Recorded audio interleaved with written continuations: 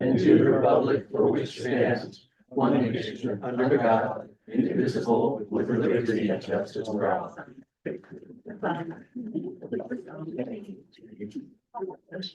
So do we have Pat? You have Pat and Northern some panels right now.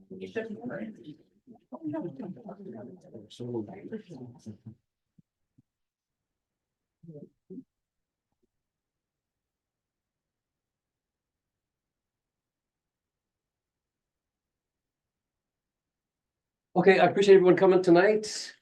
This is the public comment period of our meeting. I see a lot of fire support, so that's great. Thanks for being here. I had a prelude, I guess, that what brought you here tonight was the incomplete facts that I saw on Facebook today. Please keep in mind that you don't have all the facts based on those Facebook posts. So if you're here to support the fire department, please support the fire department. It is an item on the agenda to discuss what we left unfinished last month. So that will be addressed, although heads up, there will be no public comment during that portion of the meeting. So I do have Stacy Patton up first for her portion of the public comment. Do I do it from here? Or sure, just make sure you introduce yourself and where you're from. Stacy Patton, fifth generation Skamania County. I think this is my first city council meeting, and I actually hope it's my last. I want to share a little funny story about public records. A couple months back, I had asked some questions that led to a public record request about Lasher Street. I get a phone call from a number I didn't recognize. And lo and behold, it was Ben on the other end needing clarification. Confused, as I'm pretty clear on my public records, I had to point out to Ben that in all my years of doing public record requests, the only other time I have received a call from a government agency needing clarification was related to public records on Skamania County Officer Ryan Taylor. That led to a frivolous lawsuit over records that had already been released, but apparently hadn't been properly disclosed. I was blessed with a couple amazing lawyers out of Seattle who are also associated with the Washington Coalition for Open Government. We won that case all the way to the Supreme Court when they denied Ryan Taylor's petition for review on losing in 2 previous lower courts.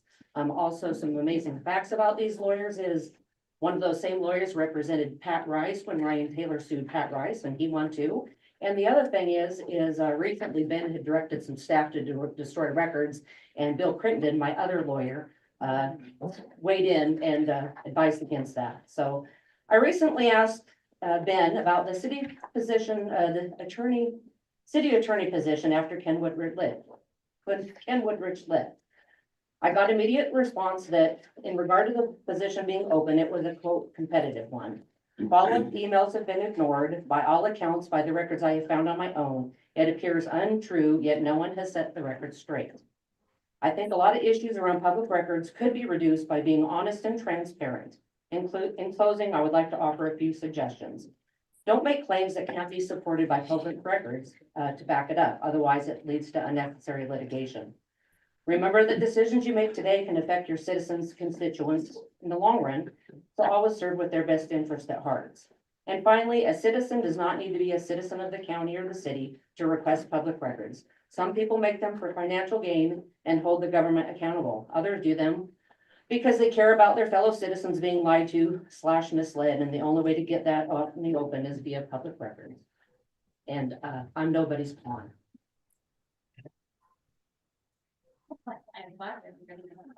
No. Oh, God, no. Valerie? I go up here and sit. Brought part of my bunker gear to show everybody the top part. My turnouts. I'm Valerie Hoyred Hamill, and I'm a volunteer firefighter with Fire District 2. And I need to get my glasses out. I can't see anything. So I brought my turnouts tonight just to let everyone know. And again, I'm looking for support for our fire department from everybody here. And I really do appreciate the opportunity to talk to you all tonight. So my turnouts were issued to me almost 12 years ago when I joined the fire department. And they are supposed to be regularly cleaned because they become very contaminated. As you can imagine, some harmful substances, especially when we're in structure fires. Those things can be soot, chemicals, and bodily fluids from a fire. As I said, those can pose serious health hazards to volunteers. So can anybody guess how often my turnouts have been cleaned in almost 12 years? And doing roughly, if you do the math, let's say I do on average 3 structure fires a year, times 11 years, right? We're heading up towards 40 or 50 conservatively structure fires I have been on with many contaminated substances. Anybody have any idea how often my gear has been cleaned? What's here? Bueller? That's my coat. There are also pants that need to be cleaned as well. Any idea? I can hold it up if anybody knows how dirty it is. Vote on a limb and say none. Yeah, basically none. So here's my gear that is heavily contaminated right now with toxins on the inside and on the outside.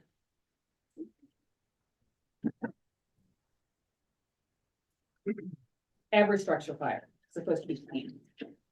So basically, I've heard a comment about the fire department having skin in the game. I've got a lot of skin in the game, a lot of toxic skin in the game right now as a firefighter. If anybody wants to come down to the fire hall, please come down. We have no shower. We have cold water. We have no hot water. So when I take that bunker gear off and hang it up, I'm in my street clothes underneath. My hands, I don't even have hot water to clean my hands. I get in my car is contaminated. I go into my home and I contaminate my family. So what I'm asking is for support as a volunteer. And did I mention I'm a volunteer? That's all I have. Thank you. Bill? Thank you. Fair? Might want to clean the floor. I'm Per Collins. I've been a Skamania resident for about 6 years. I've been involved here in this Stevenson's District 2, Skamania District 2 for 3 years. I just want to urge everybody to do the right thing here. We have a group of dedicated volunteers who work a lot of hours outside of their regular jobs. They put their safety on the line to keep everybody in this county safe. When it's wildland fire season and something's going wrong, one of our tenders is down, we want to be able to fix that right away. When there's a problem with our PPE, the stuff that keeps us alive, when we can go interior to try to rescue people, rescue property, we want that, to be taken care of immediately, and you should as well. It's in everybody's best interest to stand by the fire department, and it's been managed well, and just let it continue. Thank you. John Logan? I'm John Logan. I'm the fire chief for the city of Cascade Locks. I'm here to offer my support to Stevenson Fire and the reserve fund. Many of you know that Cascade Locks has a fire department. We also operate an ambulance service, which is slightly different than what Stevenson Fire does. But we do the fire stuff as well. Our current budget, we have 0 reserves. So if anything happens to any of our equipment, whether it's a truck, our turnouts or anything, we have no way of fixing that and getting those replaced in a timely manner.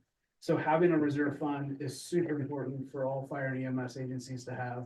And I strongly urge you to continue doing the practices you have done in the past. Thank you. Thank you, John.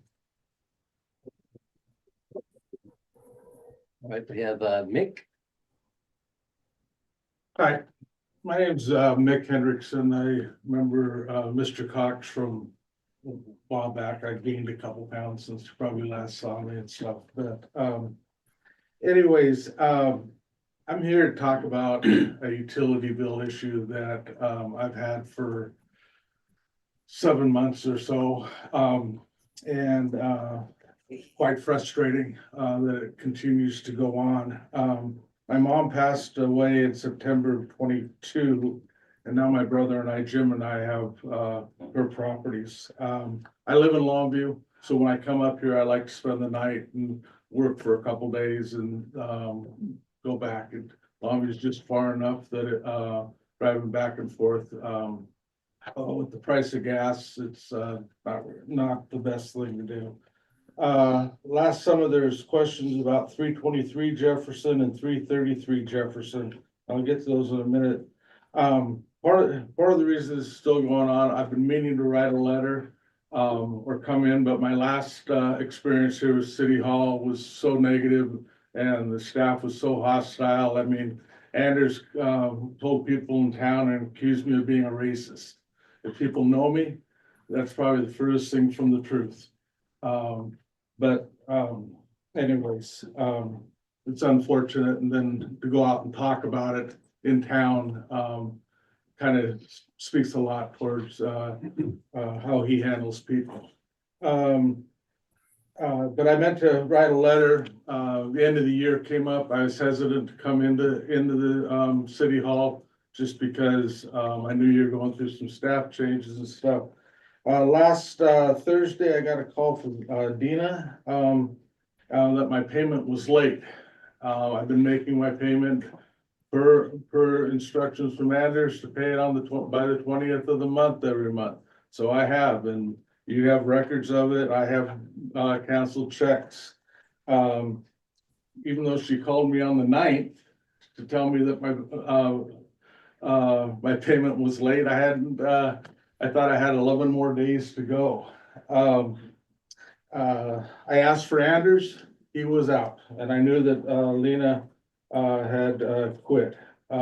Actually, I was told Anders that you'd already quit and you were no longer here. So, but I do want to compliment Dina. She was very, very nice, very cordial. Customer service was great, which was refreshing. I then spoke to Ben. Ben and I had some words when I was here this summer, but I said I wanted to restart. And I realized he's in a tough position, being interim, kind of foot halfway in the door and halfway out the door. If I had one criticism of Ben when we talked, is he maybe listen a little more, but at the same time, I want to compliment Ben. He was very willing to help and said what he was going to do and everything like that. And so I do owe you thanks for that. And I really appreciate it.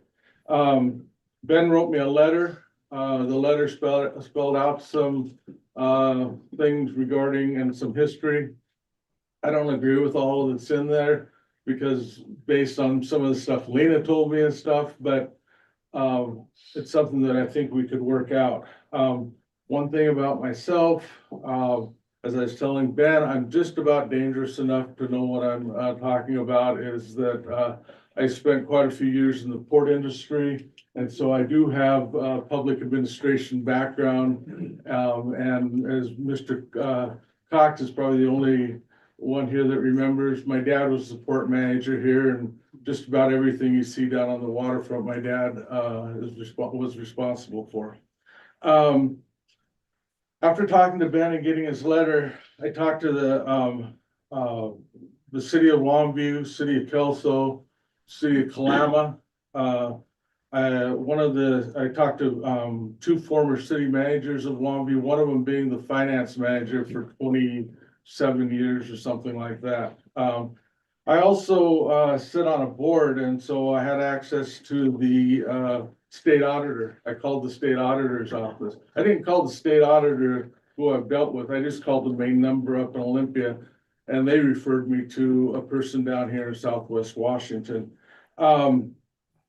The former finance director, he made the comment, he says, as I told him the story, he said, he says, you treat people like you want to be treated, and to fix your mistakes. If they made a mistake, you fix it. They had a situation in Longview where they had undercharged quite a bit of people. Some of the amount, a lot of money for groundwater fees, and they didn't go back and back charge people. I could give you examples from Kalama about water leaks and garbage. The state auditor, I spoke to Gina up in Olympia, who then referred me, but she says, audits don't look at, and this is contrary to what Anders was telling me last summer, audits don't look at individual accounts. They don't look at your individual water bill or what have you like that, which I knew.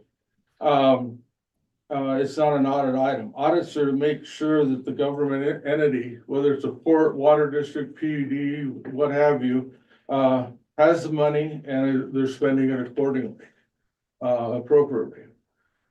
Today, when I was talking to the state auditor, I keep hearing that they can't go and refund or write off.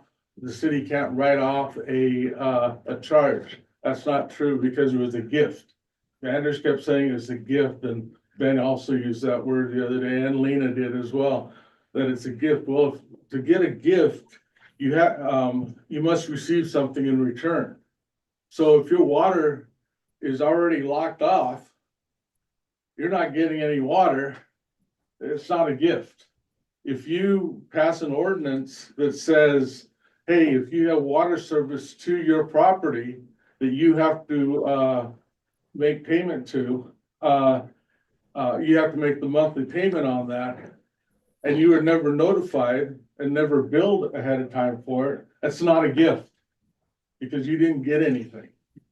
And Mr. Hendrickson, we have in our agenda, that I we know, like to it's keep 3 comments to minutes. 3 minutes. You're into 7. Do you have a conclusion to your comments? yeah, you have it on your consent agenda to forgive 1 month of water service that you had erroneously locked off last summer. And to this day, I still don't know why. And number 2, the property next door to my mom's old house, they went back and back billed me for a few months, and now they want to back bill me even further. And the bill's now up to like $1,000, which I'm gonna scream about. But that's not fair. If you don't notify somebody ahead of time, or if you make a mistake, it shouldn't come out of the taxpayer's pocket. The city should eat it, or whatever. I know every government wants more money. Government needs more money, whether it's the federal government, the cities, port, you go anywhere. But, Yeah, we've got a big agenda, sir. I don't want to interrupt you, but we need to get to the point. anyways, the point is that this other one needs to be forgiven and start up when I was notified that you changed your ordinances and stuff, and everybody else, because if you had 100 people that this ordinance affected, and there's 25 that were never, you shouldn't be going back and billing those people. It's not fair to them. Treat people like you want them. Mr. Cox, if he pulled somebody over when he was the sheriff, he gave them respect, I remember, until they didn't deserve respect. Bill Klausner is like a second dad to me. He told me all this. Mr. Oakdale, I think you're a banker. If somebody was had a service fee that wasn't maybe appropriate or something, you take care of the customer. And that's what I'm asking. Treat people like you want to be treated. All right, sorry for the time.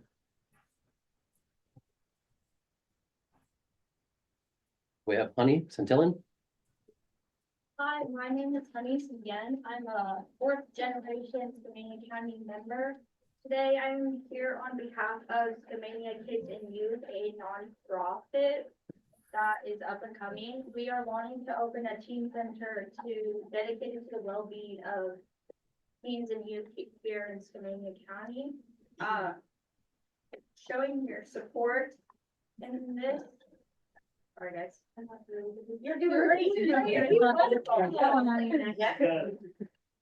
Having your support in this will show the next generation, will show what kind of support you have for the next generation. We are having a fundraiser on February 8th, called Love Letters to the Next Generation, where you can show your support and donate items if you'd like, or donate from 4 to 7 down where the old H&R block is. I also have a survey that anybody can fill out. It's a community legacy survey, where we want to hear from all residents of all ages, what a youth center would do for residents of Skamania County.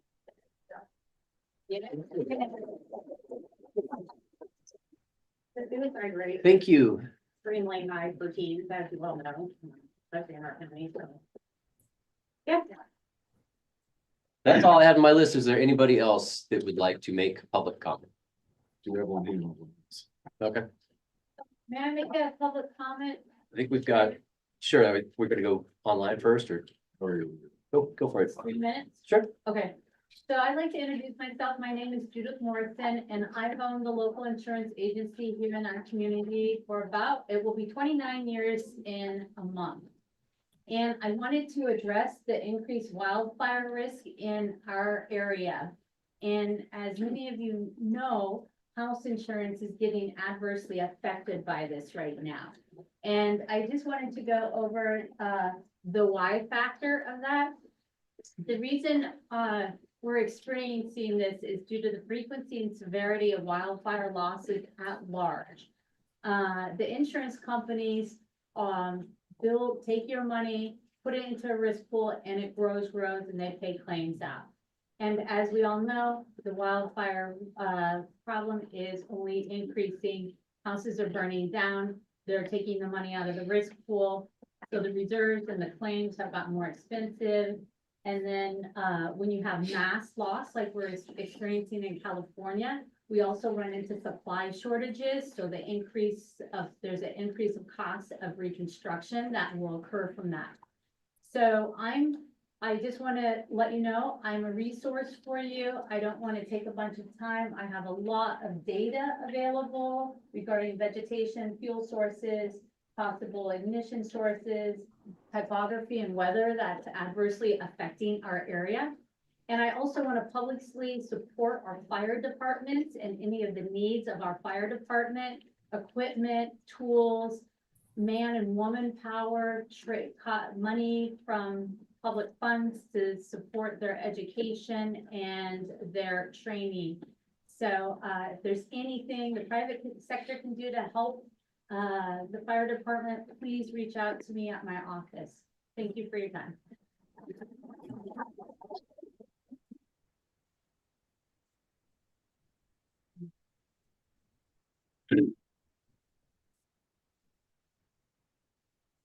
For the hand online, we've allowed you to speak and unmute. If you could introduce yourself and where you're from.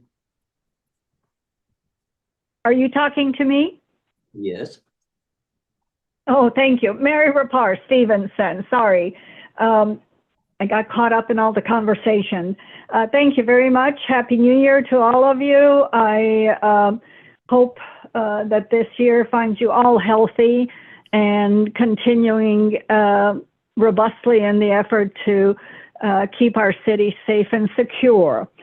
In that regard, I think we need to look at some climate change mitigations within our city boundaries, specifically undergrounding wires. As Judith pointed out, wildfires are here, they're here to stay, and other climate changes, storms and winds. So it's a lot safer to have wires underground than above ground, and I think we need to do more of that. Specifically, I think in Russell, if that project is coming up, Russell Avenue and any other places where the wires are still above ground, we have to start taking care of what we have instead of trying to build newer stuff and everything. I think upkeep and maintenance should be priorities in the coming year. I applaud whoever is trying to do a youth center. We've talked about that for 30 years now.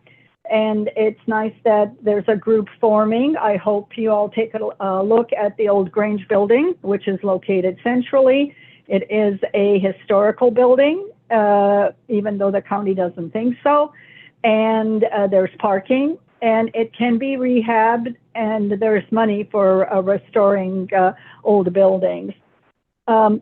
I would like to add my support to the fire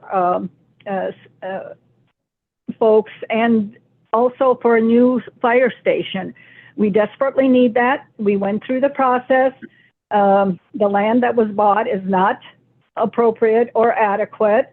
I have suggested buying the corner of Columbia and 1st and 2nd Streets and buying Jack out from his business and putting a through and through fire station there with additional public space too, so it can be rented out and we can make some money. You know, there are things that we need to do, and one of the primary things is that during the strategic meetings that we had about the fire department, it was suggested that we have a state audit. And I still think that we should have one done so we know what we lack and what we need to fix in the future. And there are so many dang chemicals and other things and toxins, and we should not be exposing our volunteers and fire personnel to those toxins. We need to do better overall. So thank you all very much, and good luck with everything, and have a wonderful, healthy, happy New Year. Thank you, Mary. Anyone else?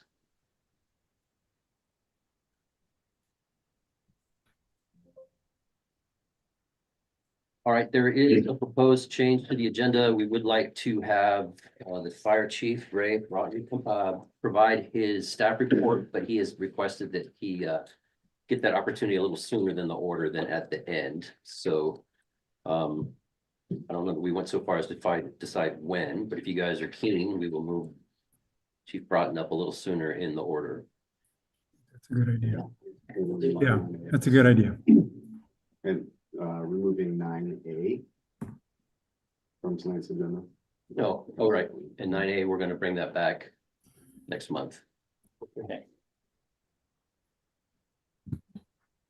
So I would entertain a motion to approve the consent agenda. I'm going to approve consent agenda item 8. Second, Okay, we have a first and a second. Any discussion? All in favor, say aye. aye.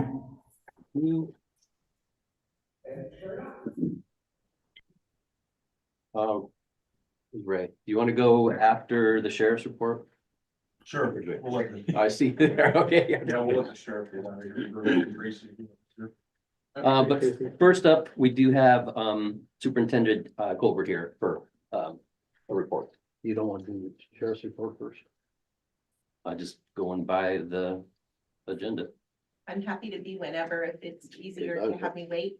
You gotta, must have a different agenda. Yeah, I have it on your agenda later. Oh, I have 6 and then 5. All right, so this sheet is out of order. So yes, let's do Sheriff and Ray and the chief.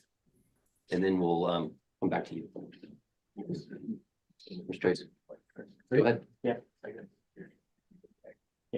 Good evening. You've been provided documents for the last quarter and for the end of 2024. I'm here to answer any questions you might have related to those documents you will receive.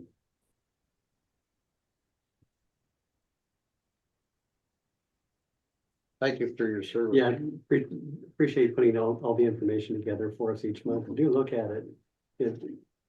Thank you. Okay, you're welcome. Thank you for your Thanks, time. Trace. Chief.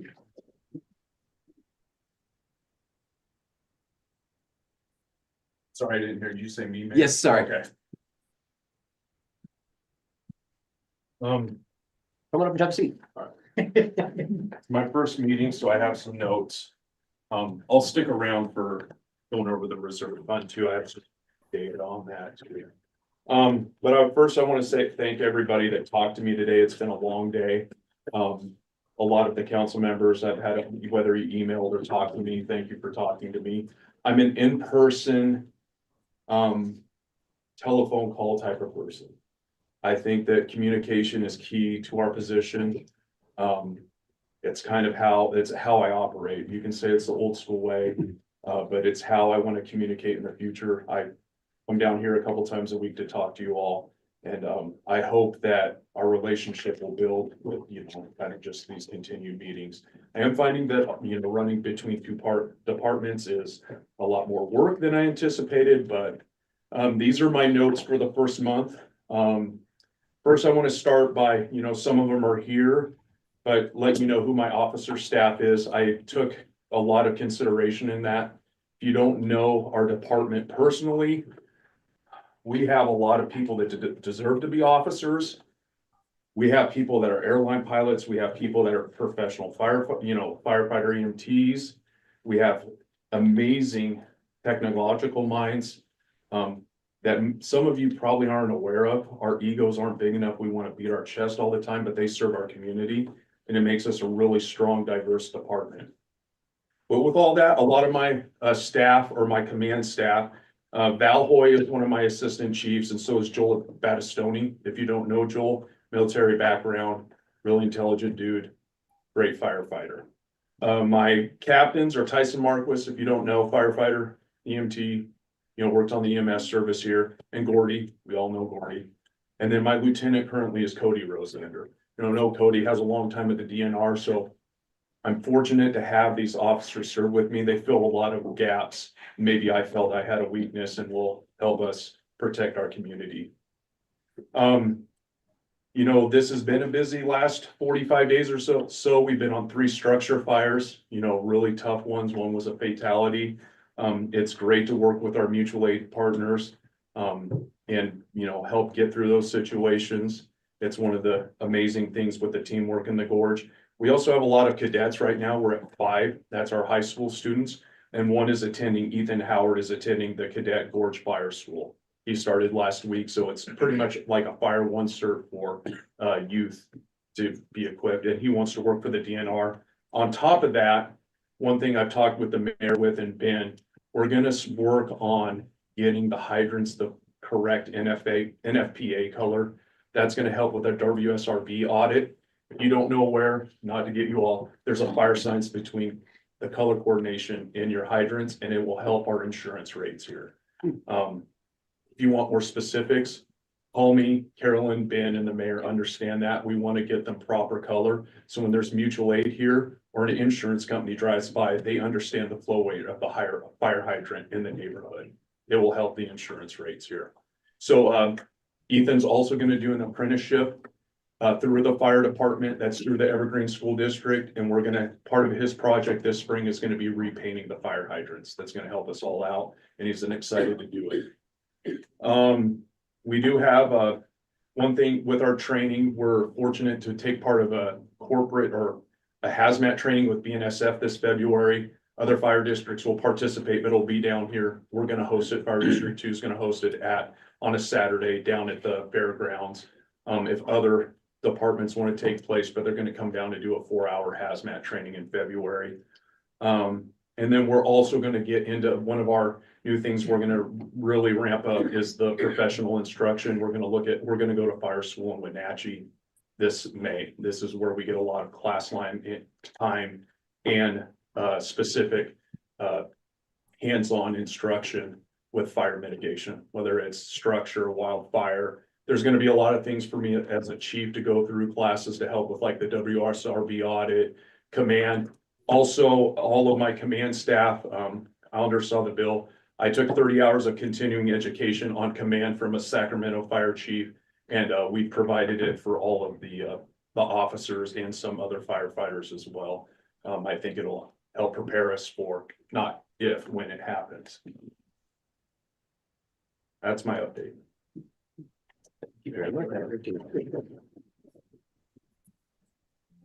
So a quick question before we move on, the turnout cleaning, how do we turn that program up?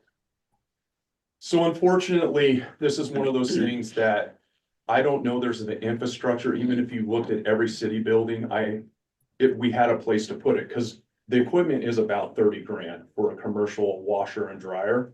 To do it, where would we put it? The station isn't equipped for it. I'm not sure the upper station is equipped for it. It's on a septic up there. Where would we put it? Like we could get it. The other thing is there is a service now. When I went to the chief conference in Spokane in October, they do travel to your station. I don't know how expensive it is. It's a new CO2 method where it's like astronaut cleaning all your equipment a couple times a year. So if we had a place to put a washer and a dryer, the NFPA approved ones, it'd be great. How big of a unit is that? Are So they? what I would recommend if we were gonna do it, instead of getting the one where you can put one set of turnouts in the dryer for 8,000. I would recommend it, it could be, the walk-in that can do 5 at a time drying is about 12 or 13,000, where you hang them up and they dry, you close it, it's like an oven. And the washing units can do a couple at a time. The other option is trying to find another department, and there's not many around here. Maybe Fire District 4. Cascade Locks has a set, maybe if we can work with, finding a way to, maybe pay them, like, hey, can we pay you X amount of dollars a year to use your washing machines over there? I know they used to, I don't know if they still do. If that's an option, or it's, it'd be nice to have our own, because the other thing we look at is, do I get, I've talked with Rob, and Rob thought it was a decent idea. Our 10 or 12, I don't want to say but our interior team that are the ones pulling sheetrock down in the middle of the flames, do we get them a second set of turnouts? Because the problem you run into is just, if you're looking at a whole schematic approach on it, is it like, take the 23rd of December. We're in North Bonneville all night, it's raining sideways. Our gear weighs 50 or 60 pounds when we're done with that call. Even if we get it washed and dry, we're out. That firefighter's out of service until their gear's washed and dried. So there's kind of multiple moving issues to it, but it would be nice to have a washer and dryer if we have a place to put it. I mean, because the detergent for it is $300 a gallon. I mean, it's quite a setup to be able to handle all the toxins that are on our turnouts. So if we had a place to put them, I'd say. So again, what kind of footprint are we talking about? I would say you probably have to have 8 to 10 feet wide, 4 feet. Yeah, and they're about 5 or 6 feet tall, the washing units. They're bigger. It's like looking at the biggest commercial washer and dryer set when you walk into a laundry mat, the giant ones.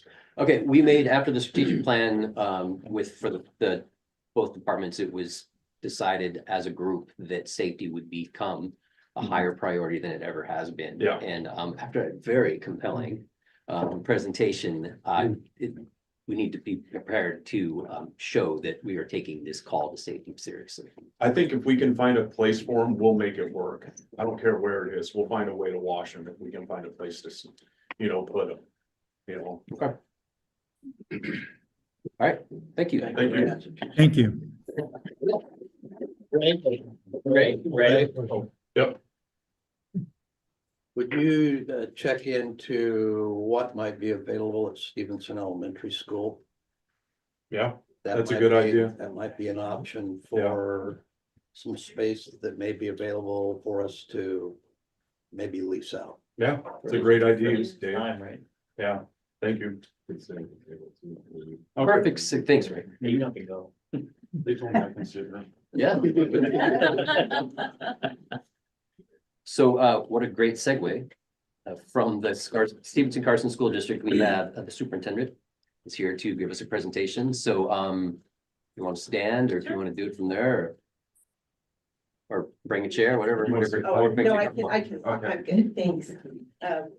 It's, once he gets the presentation up, I'll move around so people can see it a little bit. Okay, it looks like a lot of slides, but some of it is just points of interest, so it's not going to be as long as you might be scared of when you first take a look.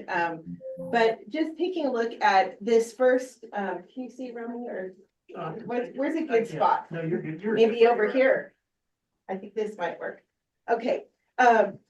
We want to make sure that we take a look at our values and our mission. That work was done some years back. We're about ready to start another look at it before we engage in strategic planning again. That's usually a 5-year project, and our current strategic plan goes through 2026. So, but first we want to take another look at mission, values, and you're going to hear some conversation in the next months about the portrait of a graduate. And that's what we want to engage some of the community in. What is it that we hope and dream for our kids? What is it we want them to know, understand, and experience in our schools? And we want to come back together and really talk about that. The last strategic plan was developed in 2020 and 2021, so the world was different and it was hard to be together. So we'd like to start this process again and just wanted to put this in front of you. We know that we want all kids to feel a sense of belonging, and we really want them to make every one of them consistent and powerful academic growth. We want them to graduate on time and be able to have the future they choose. The what else is what we'll work on together. This is the current vision that was worked on some years back, and we're just really looking at refocusing and examining it. There's nothing wrong with that vision statement at all. We just want to get it into some kind of more actionable language. What does it mean if you're a student? I don't think most people in our district can recite that from memory. That's the kind of mission and vision we'd like to have, where everyone knows what it is and it's meaningful to us. So it's not that this isn't the right thing. We just want to take a look at it and try to break it into action steps. So I just wanted to put that in front of you. Some of you may have been involved in it. The strategic plan has 5 main areas. And each year the board determines 2 main focus areas. You're always working on these areas of data-driven decision-making, systems and operations, academic excellence and growth, supporting the journey, and communications and engagement. But supporting the journey is really that birth through life experience and making sure that we're looking at early learning, preparing them while they're in school, and what happens when they leave school, using data for that the whole way through. This is just a look at, you might know and think, what do they do with that Wednesday early release time? We have 2 hours on Wednesdays for early release for staff collaboration. And we're working on what does it look like to make sure that we know what kids need to learn and understand. What do we do when they know it? What do we do when they don't know it? And how are we going to know that in the first place? Being really clear about what it is they need to know and what we're going to do to make sure every kid gets there. So that's really what a lot of that time is. The team cycle is really taking a look, those 4 questions I just talked about, PLC, professional learning communities, really driving the idea that they're looking at data each of the times that they're together, they're refocusing their work. How do we help kids, and in real time adjusting that so that all kids are getting the experience that they need. This is a never ending cycle of improvement. You never get there. You're just always working on it. So this isn't something you just do, and it's not an initiative, it is the work. So just putting that in front of you.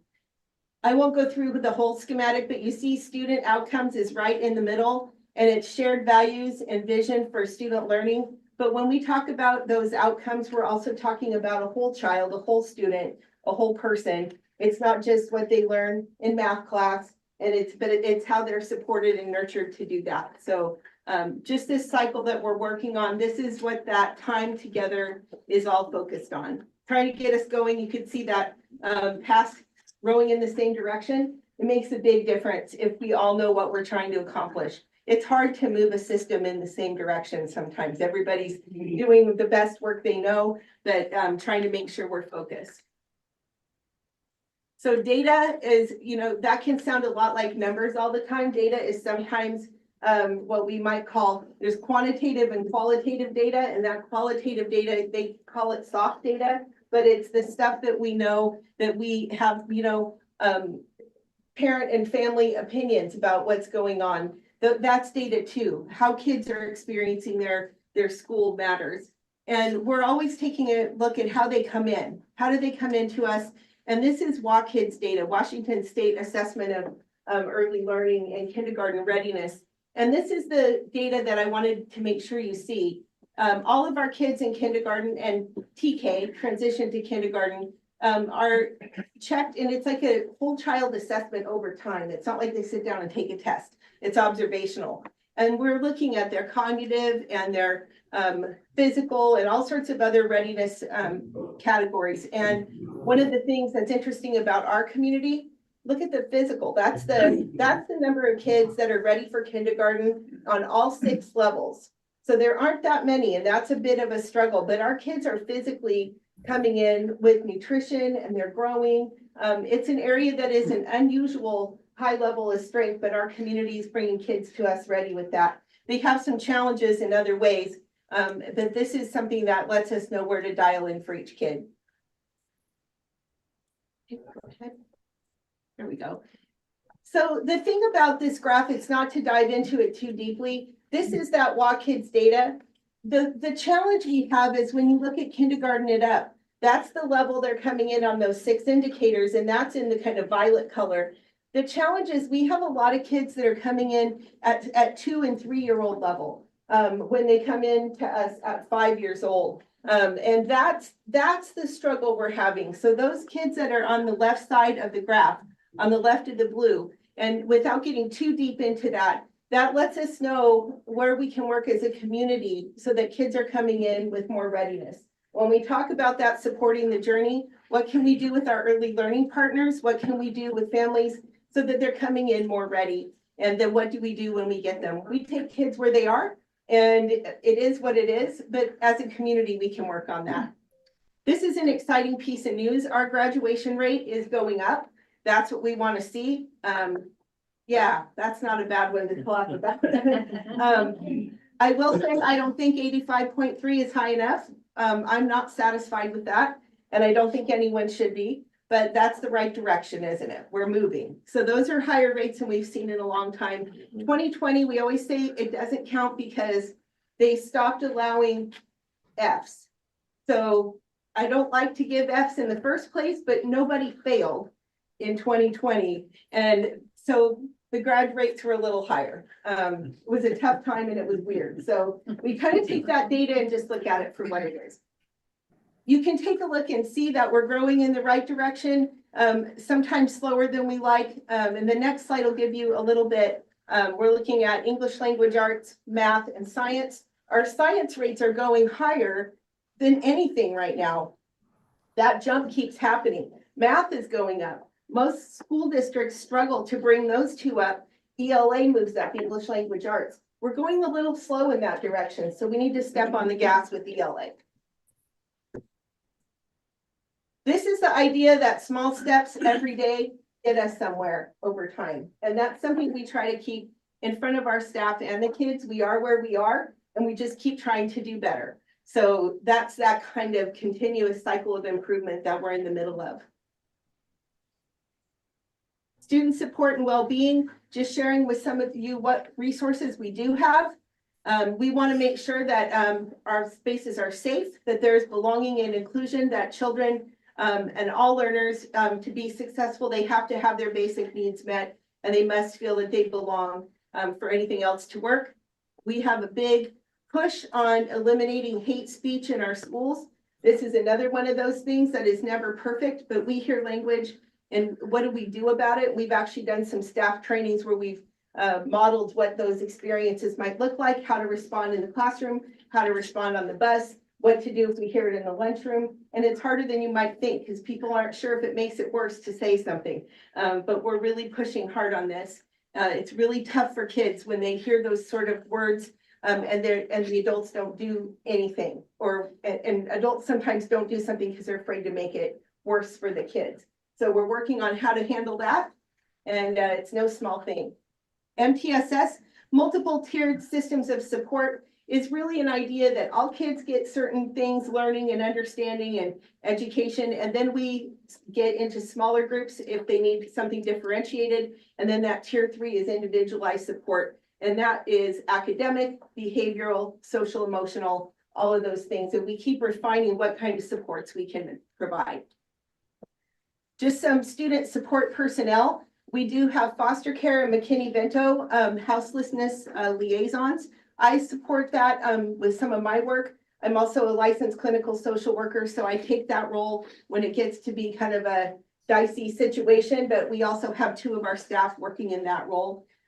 We coordinate services between agencies and make sure resources are available for our students and families. We do have a licensed therapist through the ESD. We have a grant for that, and then we also fund that partly with levy local dollars. So that's a joint funded thing. And that person mostly serves secondary, so middle and high school, that's what the grant is for. And they consult with mental health cases across the district, even with younger kids. This year we have 2 prevention intervention specialists, one at the middle and one at the high school. That's one more than we used to have. You might know Riley Hirschberger. He's full-time at the high school now. We actually have, our own, person at the middle school. So that's another grant. We're going after anything we can get with grants. School-based staff, we have a full-time counselor in our schools.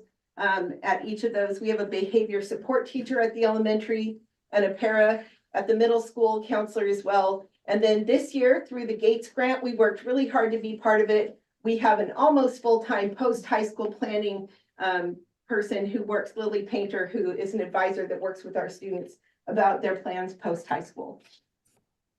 Just a quick dip onto the budget because we don't have a lot of information yet. Just parameters. The part you're not seeing up at the top is what parameters do we use to decide budgets. We take as far away from impacting learning and safety if we have to make cuts. We protect positions whenever we can. If we can make attrition-based cuts, we will. We try to maintain our programs and make reductions across the board without cutting anything entirely if we can. We really make sure to honor those levy commitments. Staff and student safety is first, and we have to consider legislative priorities and direction. Fiscal stability is a challenge for all school districts. You're hearing it in the news, and we're no exception. We have a declining fund balance, timber funds. You could talk all night about this in this room, and I know a lot of you have a lot of history about it. And it's real challenging because we're not ever assured what we're getting, and we're not getting our share of the pie. When you talk about skin in the game, this community has it, and we are asking for more support. And our legislative representative is working hard with me on this too. Staffing levels and the inadequate prototypical model means that the state doesn't fund the people that we have. And we have to cover that. Your levy covers a lot of that, and it's not adequate. Changing enrollment is always a challenge, and increasing costs, just like your grocery bill goes up, so does ours, and everything else. Changing factors. We do have a levy still, so that's good. Secure rural schools funding is at risk, and that's been an issue for the county. It's an issue for us. And we're hoping for the best. They just sent a press release out today asking them to call that to a vote. They have about 2 more weeks to pull that off before it's late. And we're hoping for the best there. IPD is the inflationary level that the legislature tells us we add on for our staffing, and our contract costs are always a little variable. And I did have one question from a council person about facilities use, and we always take a look at that. The question was around the closing of Stevenson Elementary. As you mentioned, there is space there right now. We're trying to figure out what's the best use of that. I've toured it with a few people who are interested in leasing it, but nothing's happened yet. So at this point, it's still a resource. The question was what would be the metric to have us reopen it? Our enrollment would have to go in the different direction than it is right now. So right now that enrollment's going down, not going up, and people moving in don't have kids. So that's been a challenge, and some of the ones, it's expensive here. So as we all know, but right now we would need to have a higher enrollment for that to open back up, not projected. Security update. This is where there are a bunch of pictures to show you some things. There's been a lot going on as far as this goes. I'm not going to be super specific because some of this we don't put out there for the public, but I think you'll be interested to see a couple of the things. So Ben, if you want to kind of go through these next ones, I'll kind of point out. You see some internal locking. We have old doors all through this district, and we need a way to be able to lock each one of them. And some of them have warped a little, some of them have different locks, but those are devices we have on the inside of each room. We've made sure that we have key cards in some of the former places where we use keys, so we don't have to prop doors open. Lots and lots of cameras all over the place. 911 has access to these views.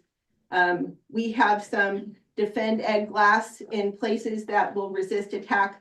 That's where I'm not going to be super specific, but it is helpful. This is the former entrance to the high school, and this is what it looks like now. This allows us to be sure that we let somebody in when we're ready, so we can identify them. You'll see service windows at Carson Elementary and next at the middle school. And it might be nice to have people walk in and have, they still can do that. They just need to be buzzed in first. But if they just need to hand off something, we're not having a constant stream of people in our buildings. And that is really important to secure that access. We have this sort of signage all over throughout the district to make sure people know what to do in different situations. And a lot of training around that, flip charts for emergencies. Those are all deployed. These are new buckets in every classroom in most locations, so we can wait until these good fire protection folks come and save us. But if we get stuck for a while, we have a way to do it. And then there's been improvement to the fencing and to the gate around the high school. Many of you know this has been our biggest security challenge for a long time. How do we secure that back part where the shop is, the art class is, and now we have a really big fence around it, a new gate, and it's much more secure than it was. Cops grant paid for most of this, so we're thankful about that. You saw the gate, that's the drawing, but the real thing's in place. So if you try to drive back there, now it's not so easy. So that was a quick dipstick of all things going on for the district, and I'm happy to answer questions or have any conversation.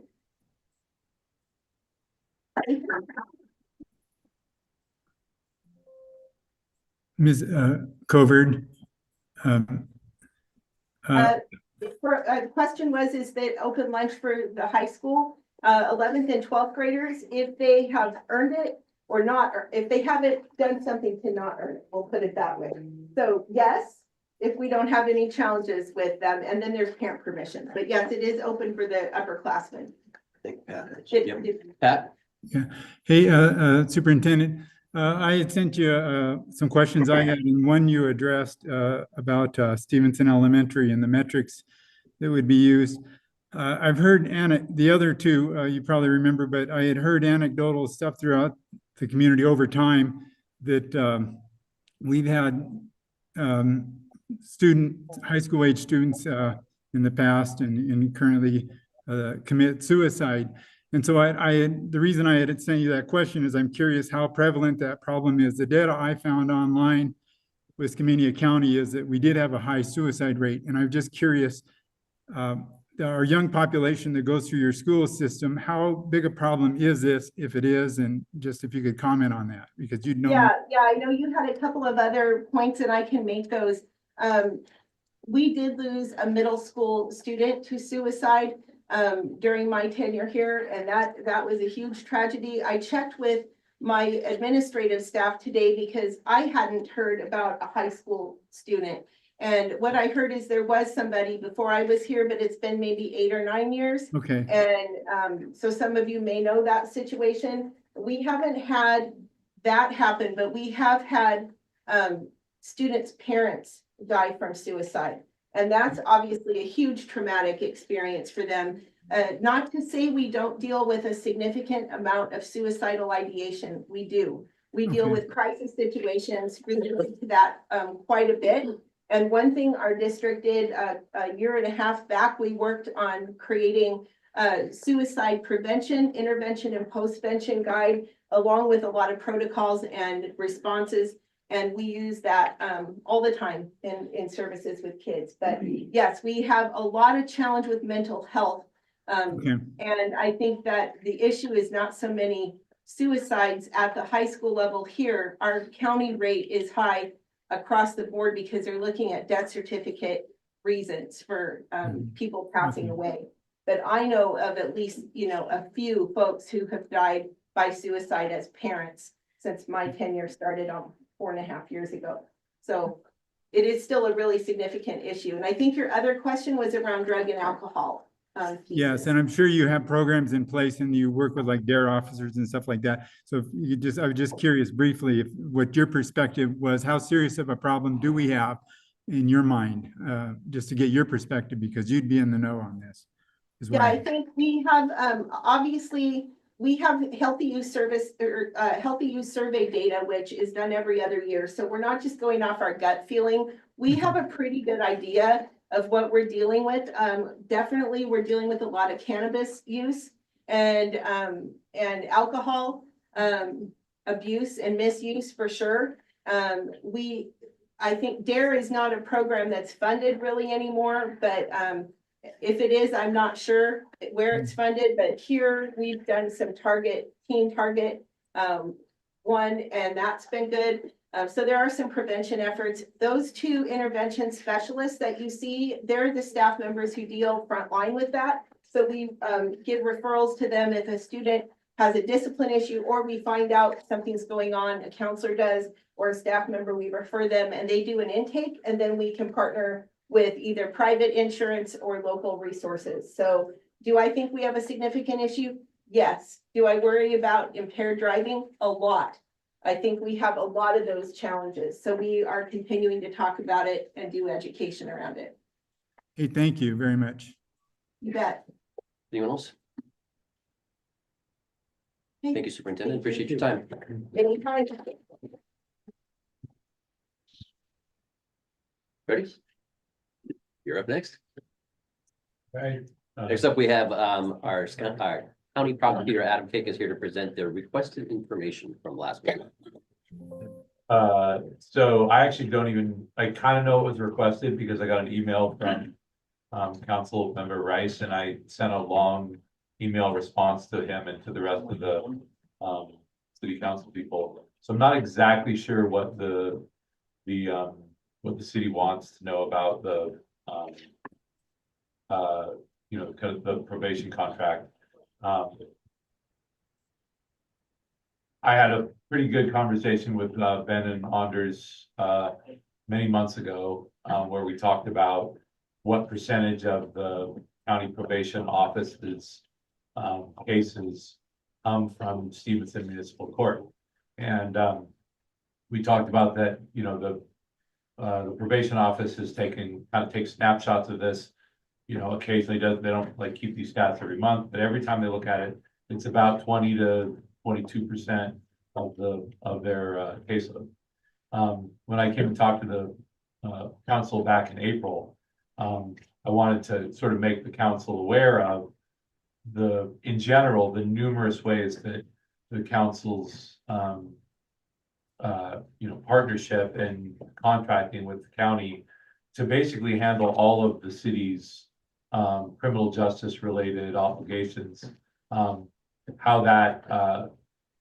those contracts essentially subsidize the city, because the city's not paying, for example, in the probation example, one of the things that I didn't talk about this specifically with Ben and Anders, but I did share it with the council in the email that I sent today, that the county, just the kind of personnel related costs for the most part of the county probation office is about $215,000 a year. And if 40% of our caseload is related to Stevenson Municipal cases, there's a very reasonable argument that the city should be paying their share, which is about somewhere between $40,000 and $50,000 a year for probation. Now, historically, the city hasn't paid any money at all for county probation. The only money that the county gets from city-related municipal court probation cases is where the court imposes the probation fees on the defendants. And those defendants pay those to the court. And we have this kind of weird system. I don't know why it has to be done this way, but essentially they pay it to the district court, which is also the municipal court. They take the money and they take that money and they give it to the city, and the city turns around and gives that money back to the county. The reason they have to do that is because there's a RCW that requires that probation fees go towards the provision of probation services. So historically, the only way that the city has paid for any of their cases being on county or being on probation is that remittance of the fees. What I talked to the council in April about is the fact that over time, both the legislature and the courts have really limited and diminished the ability of the courts to impose the costs of the criminal justice system on the defendants themselves, right? And whatever you think about this as a policy reason, it's the reality now. There are some courts that literally impose no costs anymore. Our district court judge still imposes costs on defendants that can pay those costs that are not indigent. But the vast majority of defendants in Stevenson Municipal Court or Baltimore Municipal Court and Skamania County District Court are indigent. Councilmember Rice asked for, wanted me to provide information about the number of people that are on probation that are indigent, which is a good question. I mean, don't get me wrong. But we don't actually we don't like check a box anywhere that says this defendant is indigent. And so I tried to share in the email, sort of what we'd have to do to figure out like who's indigent and who's not. But I also tried to share why it doesn't really matter, right? I mean, in fact, everybody who doesn't pay for their own probation fees from Stevenson should be the city of Stevenson's obligation to pay for those services, right?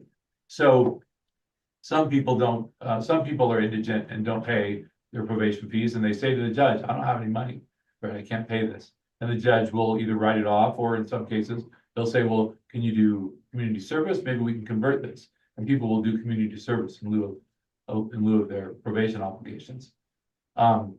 Some people don't realize that they can't pay. So they get themselves on probation, they've been imposed whatever, and then they just can't afford it. And then something happens, they get brought into court or whatever, and sometimes the judge will later on write those off. The judge is basically required to do that if the defendants are indigent, right? And the question of indigency is a question that comes up basically ad hoc. It comes up at the beginning of a case, and whether the judge imposes or appoints a court-appointed attorney that's paid for again by the city. The city has actually pretty significant part of the criminal justice budget for the city is what they have to pay for the indigent defendants to have representation. So anyway, long story short, there's at any particular time about 20% of all of the probation's work come from the city of Stevenson. What Anders and Ben and I worked out was and this is Ben's idea, and I think it was a great idea, to actually do a three-way contract that included the city of North Bonneville. Because city of North Bonneville also contracts with the district court to be their, basically the North Bonneville Municipal Court also. And so it makes sense to have a contract that also sort of aligns the work with the different jurisdictions for probation. What we worked out in the proposed agreement, because the county is sensitive to the fact that the city's never paid this stuff before, so it's brand new. We're like, I wouldn't say we're necessarily springing it on them, but again, as the landscape has changed about who can pay for what and how much reimbursement we get from the defendants themselves, and as that has diminished, it's become much more obvious to us, how much of a subsidy this is. And as our own costs go up, we basically had to hire a second probation officer because the one probation officer just does wonderful work, does a great job, but just can't handle supervising, 200 to 250 people a month. It's a lot of work. So as those prices increase, we've become more aware of the fact that we are, like I said, essentially subsidizing the city in this regard. So again, we weren't asking for the city in this proposal to pay 100% of sort of their share, which again, I said there's a very reasonable argument. There's another way we could calculate this too, which is what Ben and Anders and I talked about. But it's a very reasonable way to say this is how much the city should be paying for this. Now, the city could say, never mind, it's too expensive. We're not going to put anybody on probation, right? They could have no probation and just tell the judge, sorry, on city cases, don't use probation, right? That would probably have other consequences. You'd end up with a lot more of the city defense would end up spending time in jail. And I don't know what your jail contract is right now, but I'm guessing it's somewhere between $70 and $80 a day. So even 2 days in jail is the equivalent right now for what the county is asking the city to pay for 3 months of probation. So anyway, the idea behind the contract was we would take snapshots every month what the, what the county's caseload looks like. And then sort of do a ratio across the city, the two cities and the county. And and we keep track of that. And then, you know, further on in the contract, we try to align that number with the kind of monthly payments.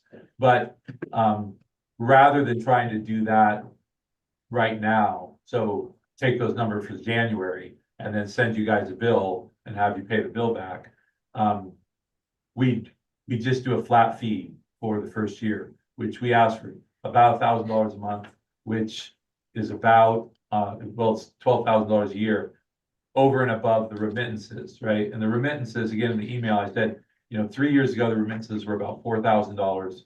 Last year, or 2023, it was about $7,000. 2024 is about $8,000. So if you add those two together, the $1,000 a month that the county's asking, that the city pay on top of the remittances, with the $8,000, it's about $20,000 a year that the city would be paying for the probation services, which is about 10%, or less than 10% of the actual cost of running a probation office, right? So we're actually only asking the city to pay about 50% of the actual cost of having a probation service for the city's cases. So anyway, I don't know if that helps. If you want us to, and I said this in the email that I sent, if you want us to develop a system, we think the case management system that probation uses, the people that produce that claim that they will kind of create reports for us. So if we say we want a report that says just something really simple like total cases, Stevenson cases, you know, we can produce that to you. Right now, what we can produce is we can go in and we can get a list of all the Stevenson municipal cases at any particular time. So like we ran it like 3 days ago, there's 47 people on Stevenson Municipal Court right now.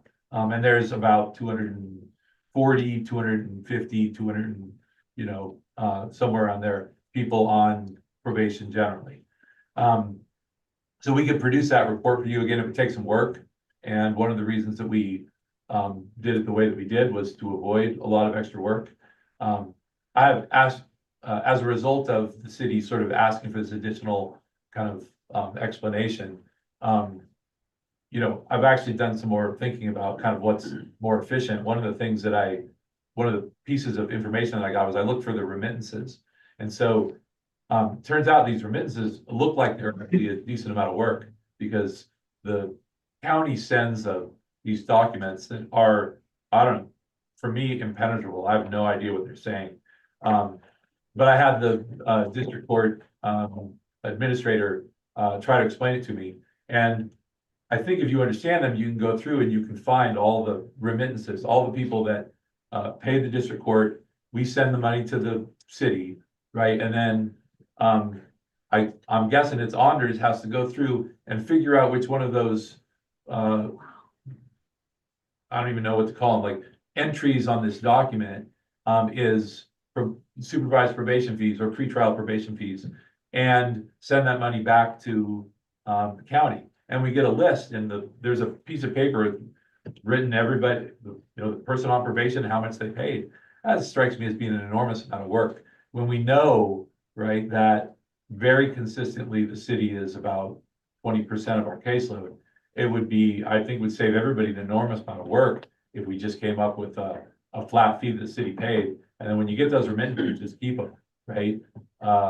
You know, and if it happens that, the city, the county does their best to impose the fees on the people that can pay them, right? The one thing that I haven't talked about is like even the court itself is not attempting to recoup 100% of the cost of probation. And again, this is something that Ben and Andres and I talked about, you know, months ago, but also it's something that you can sort of see. Again, we're getting into the weeds a little bit, but you can see in the agreement is that the court is imposing $50 a month for probation fees, even on people that can afford to pay them. that $50 a month is only half of what the law allows. You can impose up to $100, you can't impose more than that. But it's also just happens to be about half of what the actual cost of having someone on probation is. It turns out, at least the way that Skamania County is currently organized in terms of our probation department, if everybody on probation paid $100 a month for probation fees, the probation office would essentially pay for itself. That's never going to happen, right? Because we're always going to have a large percentage of the caseload.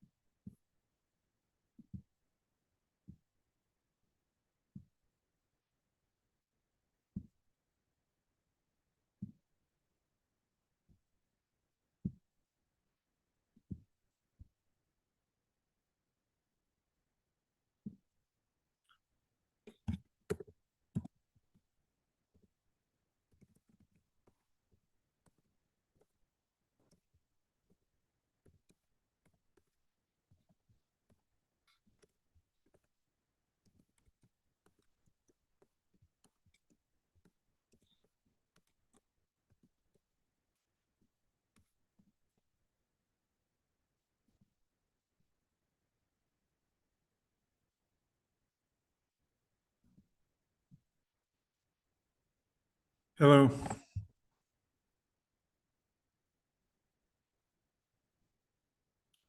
Ben and Anders and I talked about, Ben brought up, can we include North Bonneville in this? And I said, yeah, we absolutely can, but it's a very small percentage. They just don't have as many cases. How are these services being paid for now? The county's paying, so it's saying the county's paying for it. Okay, so- We You've pay been able the to budget measure for our probation department is about $215,000 a year.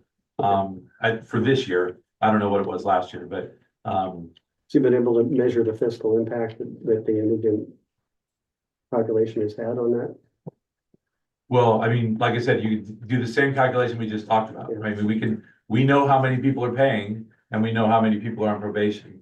The ones that aren't paying are either, they could be just scofflaws, right? I mean, not everybody, I mean, it's not everybody that doesn't pay, is not paying because they're indigent. It could be, they could be lying about it being indigent, right? I mean, and again, some people are just maybe belligerent. They just don't want to do it.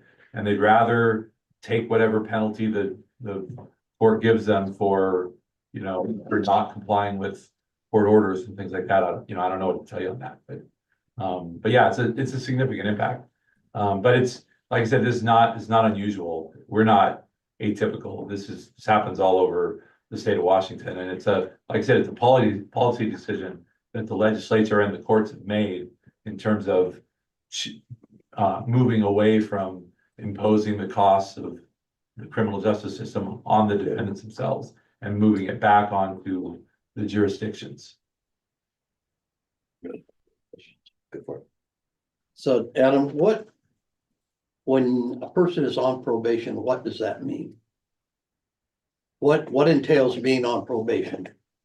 Well, it can be different for different people. But typically when, and again, also depends on if you're on, we could talk for hours on this, by the way, but if you're on, for example, pretrial probation, when somebody gets arrested, let's say somebody gets a DUI and it's their second DUI and the judge has some real concerns about whether they should be in the community and driving because they're dangerous. He has a choice, right? He can impose a high bail, for example, and try to hold them in custody. And historically, judges were much more inclined to impose high bails. There's another policy change over the years that judges are very much discouraged from imposing high bails in the current criminal justice environment. But the problem with that is that the city then pays a jail cost every day that individual is in jail. Oh, yeah. Prior to trial. Trust me, that was the point I was gonna make. It's actually much worse for the city if we keep them in jail for 5 days. It's $400. And I get that. But if I'm on probation and and I have been given community service, does that mean that I'm still under the probation guideline as far as the probation officer counting that as one of these 47 people? Possibly. I mean, it just depends. Every case is different. Some people are placed on probation just because the judge wants to make sure they're not drinking. So they might ask the probation officer to do random urinalysis testing. Okay. Or things like that. Some are required to go through alcohol drug treatment. So the probation officer monitors whether they're going to that treatment and successfully completing it. Okay. Sometimes there's like 4 or 5 different types of counseling or treatment that defendants might be asked to do as a result of, getting involved in the criminal justice system. And oftentimes almost always the probation officer is the person that is tasked with making sure the person complies with that. We have a pretty robust behavioral health court, right? Which involves requiring people to get involved with both mental health treatment and substance abuse treatment. And all of those people, for the most part, are supervised by our probation office, which tries to make sure they're going to their meetings, right? Not skipping meetings, not continuing to use substances. No, I get that. So are there any contracts already in place for probation services with the city? Not directly about probation. My understanding is that the city contracts with the court, of course, right? And but that contracts from like 20 2016. Mhm. And my understanding is that that contract actually does require the city to pay for probation services. But What we that would- contract says is that the parties have agreed herein that the county will provide personnel, including a judge, court commissioner, court clerk, and probation services for the amount of money that. is that, do you have the contract? I have a contract right here, yeah. That's And so- different from the contract that I have? We have an additional contract that's related to probation services that talks about the pass-through. One of the difficult aspects of all of our criminal justice contracts with the county is that they're a la carte. And some conflict with the others because they aren't all put together as one contract that's all written at the same time with a single author. So there are conflicts in that. This one, if it were to be approved by the council, would supplant the other contract.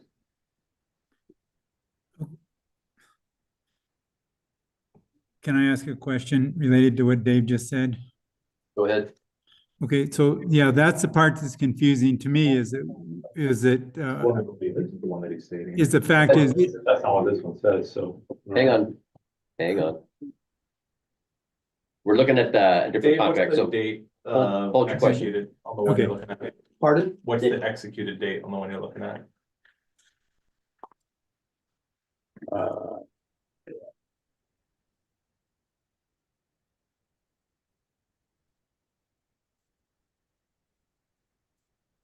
2013. There's a 2016 one too, so. Yeah, so I'm not familiar with the 2013 contract, but the 2016 contract doesn't require us to provide probation services. And the other thing I would say about that is just, these contracts are renewable every year. I mean, we could talk about also how much the the city pays for court services also, because again, it's a ridiculously small percentage of what the actual cost of providing that service is. The city pays about $20,000 a year for just to have the district court be the court for the city, right? The actual cost of producing a district court is about $600,000 in terms of personnel every year. And again, I didn't bring stats on what percentage of the cases that the district court handles on behalf of the city, but I guarantee it's a whole lot more than whatever percentage $20,000 is of $600,000. And I'm not arguing that point, Adam. I just want to make sure, and Ben, I want to make sure that whatever contracts we have in place, those contracts are taken care of, so that they meld, and we have one contract rather than 3 or 4 out there hiding around. I would like to be on board. That needs to be cleaned up. Pat, your question? oh no, I just am agreeing with Dave on that because we've seen different contracts float around that different citizens have sent in. And the one that was found on MRSC, and I wasn't, and that was going to be my question is what contracts, same as Dave's, what contracts are in place now? And I wasn't clear, and that wasn't clear to me in that contract that Dave mentioned, and I thought it was the 2016 one, maybe it was earlier, so I don't even know if it's still in force or if it is, but it did mention the probation services as part of it. And what an email that I sent to you, Mr. Kick, was that I appreciated the information you sent. I didn't have time to digest it. You sent a lot. I really appreciate it before the meeting because I got it this afternoon. But what I told you in my return email, thanking you that I was going to take a leap of faith as just one council member and support this new contract tonight. But with the understanding that we would all work closely together, the county and the city, and iron out these remaining questions. And these questions aren't meant to say that any of the things you've said about the total cost are false.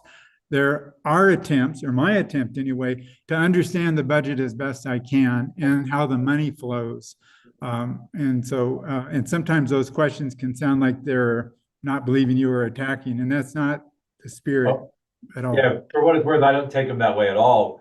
That being said, sort of the questions that you bring up, frankly, are a bit of a reminder to the county, again, just how much the county services are subsidizing the city's budget. Sure. Right, and so and again, this was something that Ben and Anders and I all acknowledged when we had the meeting months ago, is that the county knows that, was being sensitive to the city.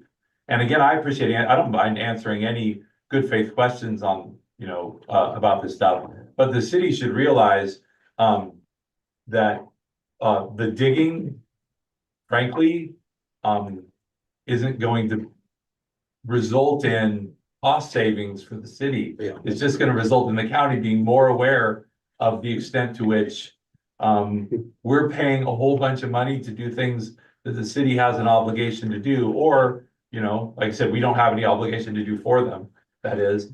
And so when we go through the process of doing our own budget and saying, oh, wow, look, things are getting more expensive. The kind of, these kind of relationships are the kind of relationships where, if people are saying, okay, yeah, great, we're happy to pay our share. It's easy to let them go year to year. I mean, we've been prosecuting cases for the city of Stevenson for, like 20 years or 10 years. I think we started in either 13 or 14. I don't remember exactly what year. We've actually only increased that contract one time by about $150 a month, right? So the county is not trying to kind of wring every dollar out of the city that we can. As a matter of fact, we're essentially doing the opposite. And most years, when Ben says, hey, do you want to just renew your prosecution contract? I say yes, because frankly, the amount of time it would take to do this, right, even internally, and determine exactly how much time we're spending on Stevenson cases versus Bonneville cases versus county cases, right, takes an enormous amount of my time, right? And so, there's a trade-off for me, like trying to kind of renew these every year, whether we just say, yeah, let's just keep doing what we're doing, which is what we've done for the most part for 10 years. So right? Adam, I don't mean to interrupt you, but Yeah. Mayor, would you entertain a motion on this? I would love to entertain. Okay, I would like to move that we accept the three-party interlocal agreement of probation services as presented. Second. There's a first and a second. Is there any further discussion? All in favor, say aye. Aye. Any opposed? No? So you've been pushing on an open door for 15 minutes. I said, I am always happy to come and answer you guys' questions. Thank you, Adam. Okay, so just for the record, you're opposed to the contract. All right, so we can make sure that the minutes reflect the way the vote went. Thank you, Mayor. Okay, All right, thank you good. very much for your time. Thank you, guys. Thank you. Yeah, thank you. Just for the council's approval, though, we have a contract with the county that runs through December 31, 24. So in that particular interlocal, which we have, that's in place for last year, does not provide for probation services. So, and by Is that with the statute, court? yeah, no, it's with Okay, Adam's okay. office, so yeah, I mean, we have Well, that. through Adam's office is different than from the court. Different deal. The probation services is a separate standalone interlocal under the statute. So like with our interlocal, we have an obligation for misdemeanors and gross misdemeanors to provide that service. The prosecution went on. So Right. 12 years ago, whatever, when I was on council, we decided we're gonna outsource that rather than have Brian Ederson come down and act as our judge. Sure. So we pushed it all over there to Dan McGill and he ran all that show. So each year we've been just pushing the same agreement forward, as Mr. Kick pointed out. But the probation services agreement, which is kind of a separate one, because it's a may, you're not required to have that. But we are required to have the interlocal if we're gonna have the prosecution of gross misdemeanors and other non-felonies, we Right. have to have that contract in place. In fact, per the statute, if you guys don't reach an agreement, then you both end up in arbitration. You pick an arbitrator, they pick an arbitrator, they pick a Well, third. we got it solved tonight. Yeah, that's on the probation. I'm talking about this other one, which I haven't seen. Right, yes, and I was aware that what you were talking about. Yeah, I just haven't seen the 25 agreement because I signed the 24 agreement. We haven't put it out. Okay. So there you, so just to let everybody know, if we don't reach the terms on that particular agreement, we could end up in arbitration over the compensation. Okay. From a legal standpoint. Thank you. All right, next up, would like to continue the conversation that was started last month. This started as it was presented as a budget amendment. It was grouped in with another item that needed to be tended to. There was a lot of questions on how the fund was administered, might not be the right word. There was a lot of questions about how it had been handled previously. That was why I was anxious to gather the information that we needed, so we had a more complete picture of how this has been going on for the last several years. It came across in some fashion that the fire department was being punished for being or using their funds wisely, running their budget appropriately. Like telling a department that they are doing the wrong thing by purposely putting money aside is not a great way to tell a department how they're doing. So we have been at the staff level talking about this item ever since the last meeting. There were discussions that there could even just be a resolution ordinance that says that at the end of the year, any money left over will be transferred over to the reserve fund. What we're suggesting tonight is that the budget will show expenditures, and there'll also be a line item that says everything. This is going into reserves. This is our budget. These things are expenditures. This line item is going to be transferred over. To carry that further, because there were some questions about, well, what are you going to do with that money? The chief has provided a list of items that money can be used for, with the understanding that there's in case stuff. There's a balloon as needed. But I think that we've seen the support that the community has. We have to take the safety portion of our stewardship very seriously. So that's my suggestion, is that we find a way to let them continue to save money and do the great job that they've been doing so far. Mr. Mayor, can I, well, you'll do the order that we can address that. Go for it. You chime in first. Go ahead. Mr. Mayor, I agree with this, what you said, and I'm glad that She froze. He did mention his internet. Pat, you just froze up. If you can hear us. Yeah.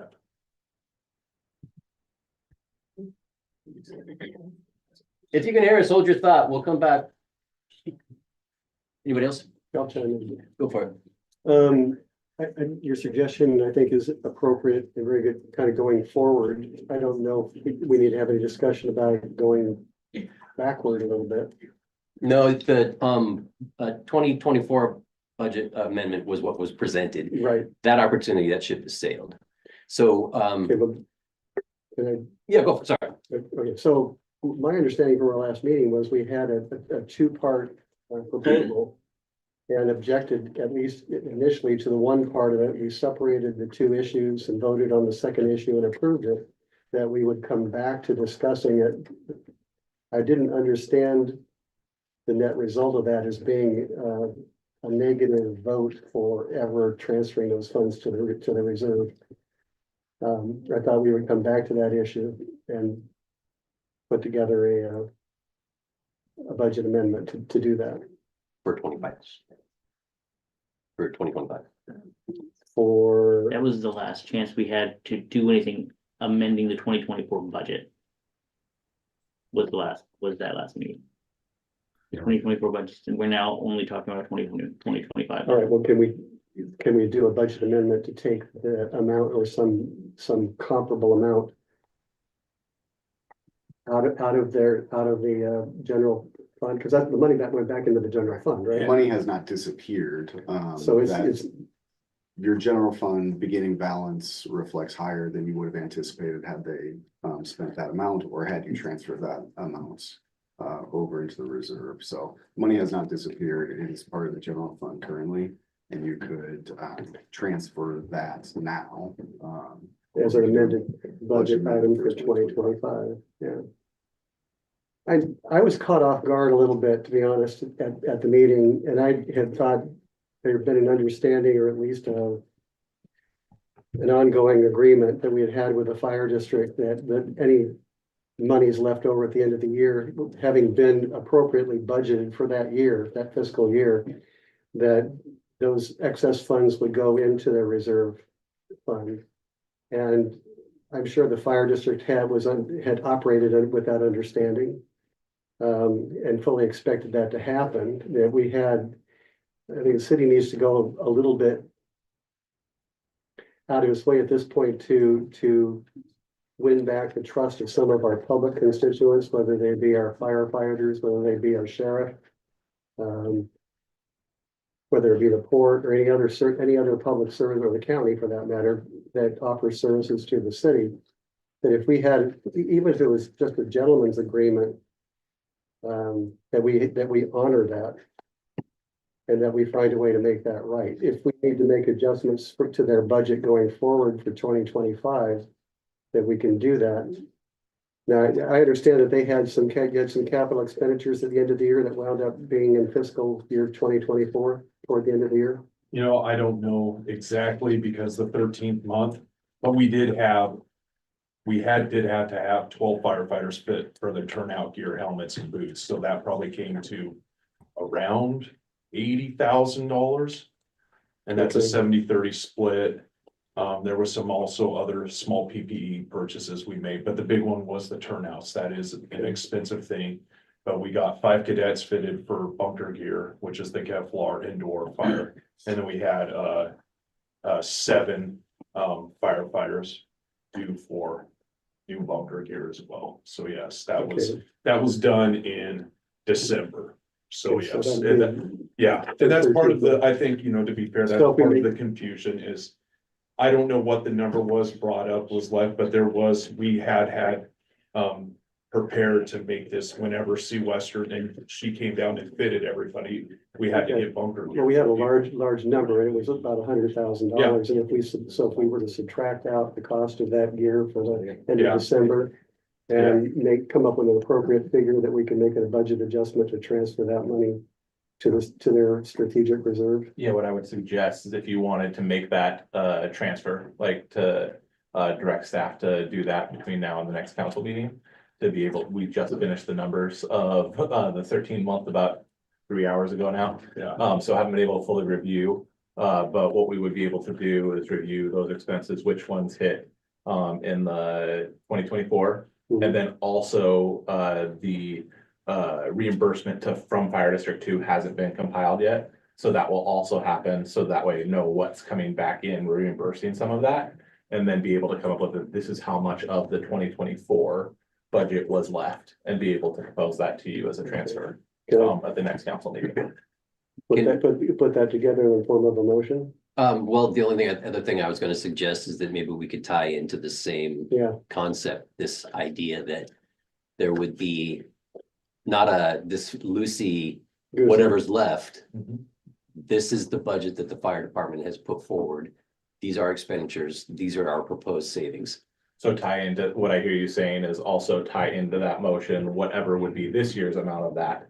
Make it all in this part of this and then have that stated for going forward direction is every year as the 2026 budget is being formed. The fire budget will have what expenses are being made and there will be, as the mayor stated, that line of will be the transfer. This is the amount being identified that will be transferred in 2026 to the fire reserve fund. So I looked at some of our last meetings from the last couple of years. And I have some line items just to show you. These are from some of the city council budgets and our code department, if you guys want to see them. I don't know if I can share. I looked up these afternoon. I thank you everybody for talking with me about this. But you know, can I pass these out? You guys want to see what I'm referencing off this? Okay. Here, we'll pass those down. So I'll let these get around, but it kind of goes, you can see the date. Luckily, these are timestamped. One is from May of 2023. It looks at 19. It looks like when Liana started to look at this fire district, you know, the city budget. And it shows the beginning balance of 1.483 million, which $1 million is from the timber dollars. Up till 2024, I just used the appropriated numbers, the 1.927 million. And if you back it all out, what would be in there if you'd had 20 years, if you take this 480 plus the 25 a year and some change, there'd be $625,000 currently for an engine. If you budgeted 20,000 a year for SCBA gear, it'd be 150,000. And then in earnings, this account has earned just shy of $150,000 in interest over the past 5 years. So that's almost, so it's 152 and some change in emergency capital. This is just working off this data. We know the engine that's coming is 1.1 to 1.2 million. That's the big item coming up for the city this year. Our current city engine is 25 years old. It's a 1999 chassis. So we're due for another 4-out engine is what it's called, fully equipped. We're hoping to get a grant for it. Some of it, they're expensive, but that's, Toyin makes a good engine, but it's not the most, believe me, there's a lot more expensive engine, but it served our department well. And, being prepared for these is a really big, I can't stress how big of an issue it is.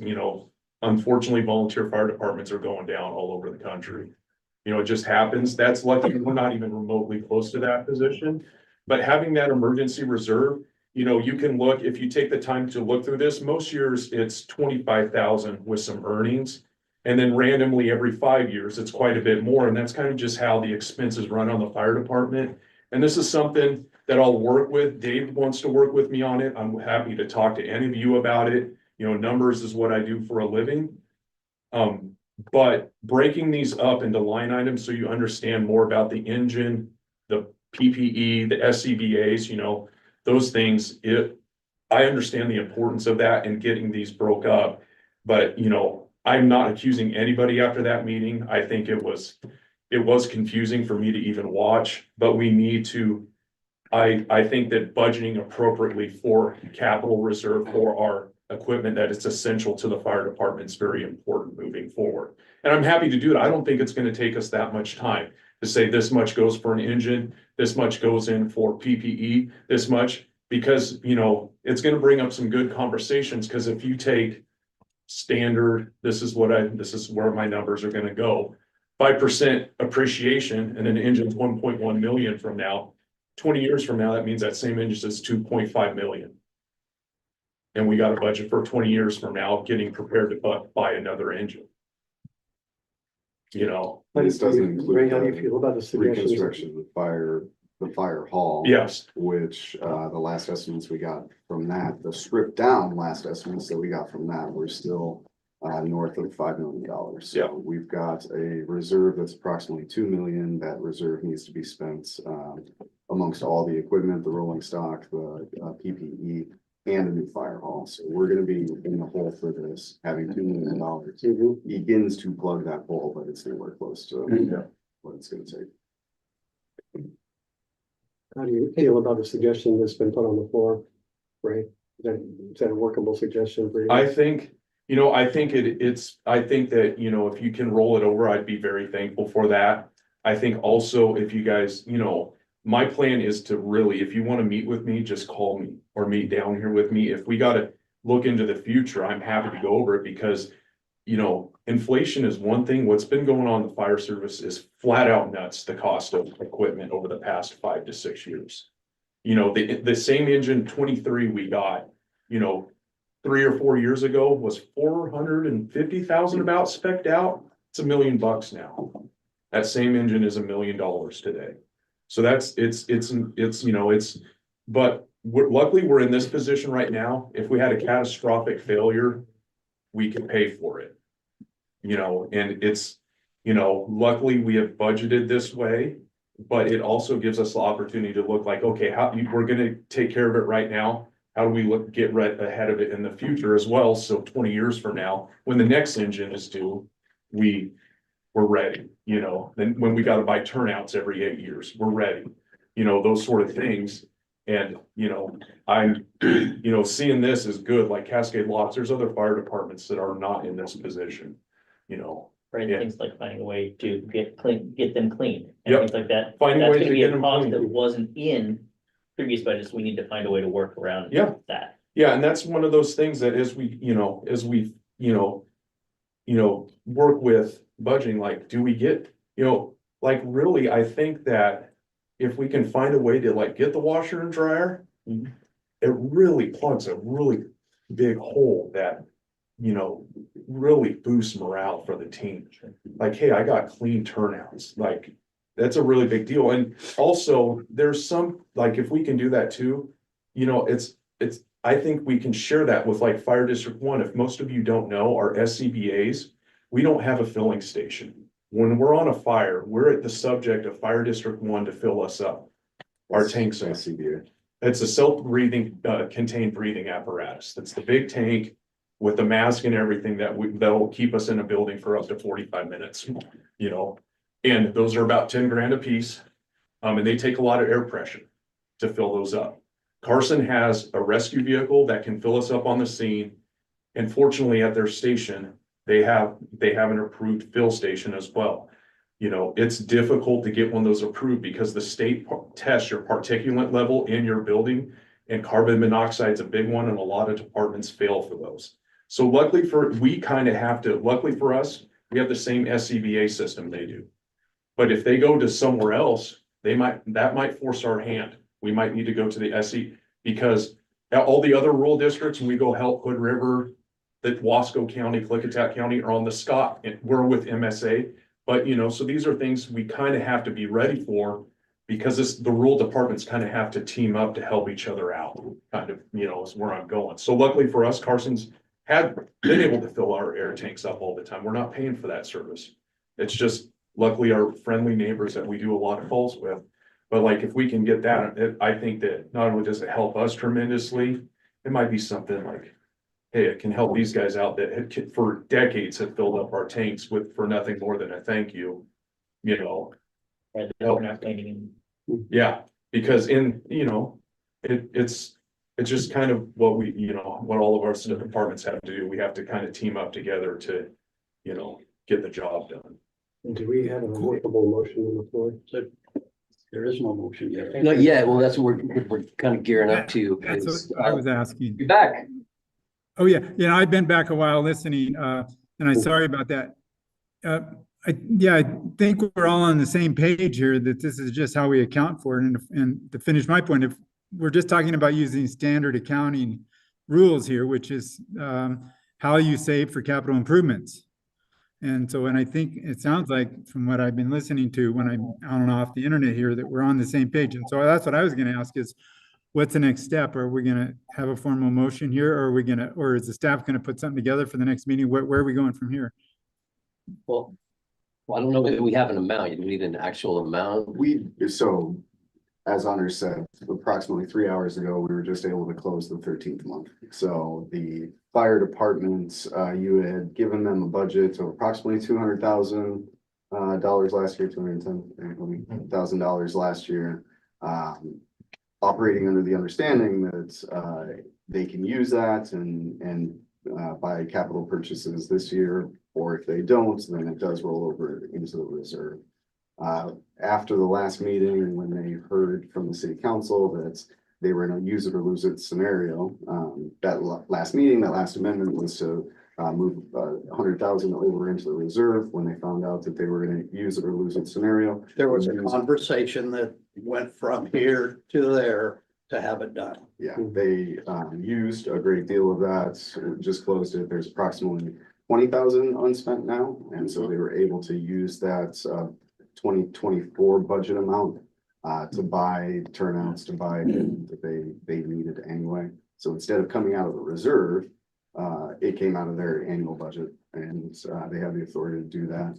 So it's approximately 20,000 was the unspent amount there that we'd be preparing a budget amendment for, if that's what you all want to see. A note on that, a quirk on that, it hit our books for the expenditure on the 13th month. We will bill it to the fire district in 2025, however. So when we get the reimbursement from the fire district under our agreement, that income will hit our 2025 books. And so that revenue amount is gonna look artificially high from the district compared to what we had budgeted So for. would it be fair to say, a motion to approve a $20,000 transfer pending We'll get it exact figured. numbers Yeah. from? Or we just wait, we can give staff direction to get the actual figures for Right. the next meeting Budget. I can make an, we're gonna budget amendment. make an attempt to make a Move away. move, okay, make a motion. Okay, Just a clarification, it would be for the 2025 budget, not for the 2024. The 24 budget is closed. Okay, I'm gonna make a motion that we instruct Ben and Anders to make a calculation after capital expenditures of 2024 to calculate a budget amendment amount for 2025 to be transferred to fire district reserve. And then going forward, that we make a calculation on a separate budget item for reserves going forward. What do you mean a calculation? It'll be a line item for Line item instead of just as a what's part of left. the budget. I think I would push back on behalf of the fire department to leave them with the flexibility there. to Oh, spend okay, so leave it with the, Yeah, right now they have a great deal of flexibility. If they need Okay. something, it's in their budget, operational budgets. let me try this again then. I would like to, make a motion that we allow, Ben and Anders to make a calculation after 2024 capital expenditures are calculated and, to make a budget amendment for 2025 to transfer that amount to the fire district strategic reserves. And that we allow the fire district to transfer any amounts left over from their budget amounts for 2025 to their strategic reserves at that time. That needs to be the city of Stevenson, not the fire district. I'm sorry. Yep. So noted. So noted. As a first and a second, any further discussion? Yeah, I want to know the last part that you said. We give them an appropriate budget amount for the year and let them manage it. And if there's anything left at the end of the year, then it would go into their reserve. And I've got an issue with that. Okay, Yeah, if you're gonna do a budget, you budget out accordingly to what you're gonna spend. and if you do it appropriately, there won't be anything left over. Exactly. Yeah. The issue I have with this is that you're taking a budget and then if you don't spend it all, you think you're gonna be able to take the rest of it and put it into fire reserves. What you should be doing is budgeting a set amount from our general fund to go into the fire reserve every year. That amount should be set. And then whatever is left over when the fire department gets done at the end of the year, if they have extra that they have not spent, that goes back to the general fund because the general fund is funding most of the fire department as it is. So how do you explain to your constituents that are out there that have paid their taxes that, okay, well, we've budgeted this amount of money for the fire district and they haven't spent it all. But what we're gonna do is we're gonna take what we budgeted for them and we're gonna take that amount and put it over here. And rather than putting it back into the general fund so that it can be utilized appropriately. We should budget. Can I add a few things? Yeah, go for it. Dave, do you know how many working fire suppression apparatus the city of Stevenson owns? Right, yeah, and I get that. What you do is, and you and I have had this Yeah. discussion. Okay, why haven't we been, say, putting 2 SCBA's per year into the budget to show that as a purchase? And you start rotating those through, and so that so that when you're not nailing, if you need to buy 25 of them, you're not having to put out $250,000. And so those are the things that really, they bother me that it's not transparent. So I would agree to disagree. Because in the current fire suppression system this team has, the majority of the carrying of the equipment is on the rural district's back. We bought 2 new brush trucks. We have a fully functioning 2 engines and a tender Okay, that the rural district pays for completely okay, and responds to all of the city of Stevenson's calls in those. okay. And then you're saying, well, if we budget for that, we want to take some of it back. There's gonna be years, if you look at the sheet, that we don't have any, and then there's some where there isn't major expenditures. And you can't Yeah. say, well, this year you didn't spend it all, we're not gonna allow you to save it. That's not fair to the fire district. It's not a matter, Ray, of Okay, saving. this has gone on long enough. Yeah. We have a Yeah. motion and a You second. have a motion in a second. All in favor, say aye. Aye. Any opposed? Aye. All right. 3-2. Thank you. All right, thanks, guys. How did that vote come out? Because I voted aye, but was that, 3, Wait. 4. You voted aye? You vote Or nay? aye or nay. Pat came in Yeah. late. so I voted aye because I didn't have a comment. 4-1. I voted aye, yes. Okay. Thank you, Pat, for the clarification. Yeah, that's pretty good. Okay, so we are to additional, Number 10. Information. okay, information items are included in your packet. The remainder of the staff reports. Ben. How about that? We made it all the way through, so,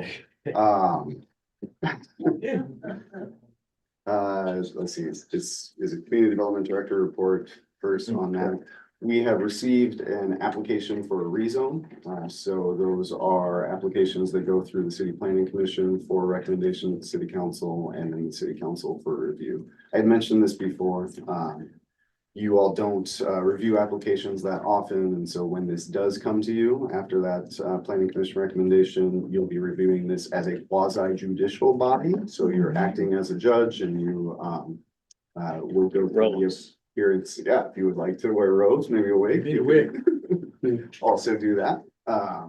We will go through that appearance of fairness, doctrine, disclosures. And so you'll need to prepare to answer questions about whether you have any financial interest in the outcome of the decision that's before you, whether you've had any ex parte communications about the project from anybody in the public.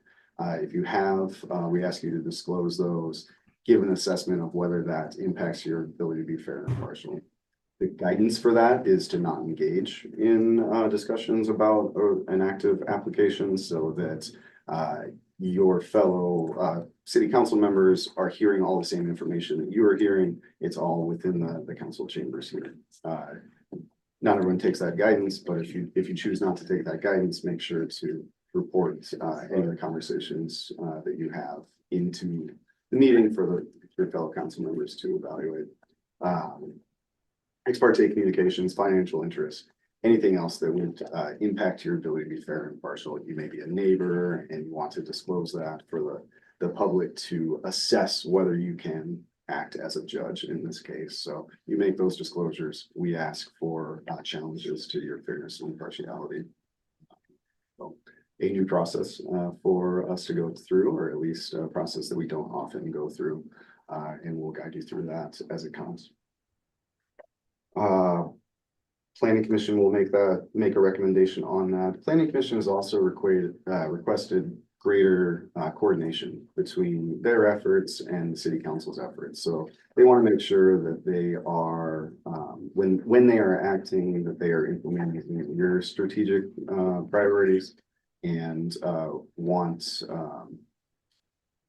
to feel valued by the City Council for the work that they do to advance that too. So the mayor and I are going to work with the chair there and then the commission as a whole to understand what they are looking for and what they're offering, and happy to continue to be the bridge there, and they're happy to make bridges toward you as city council members too. So expect more of that.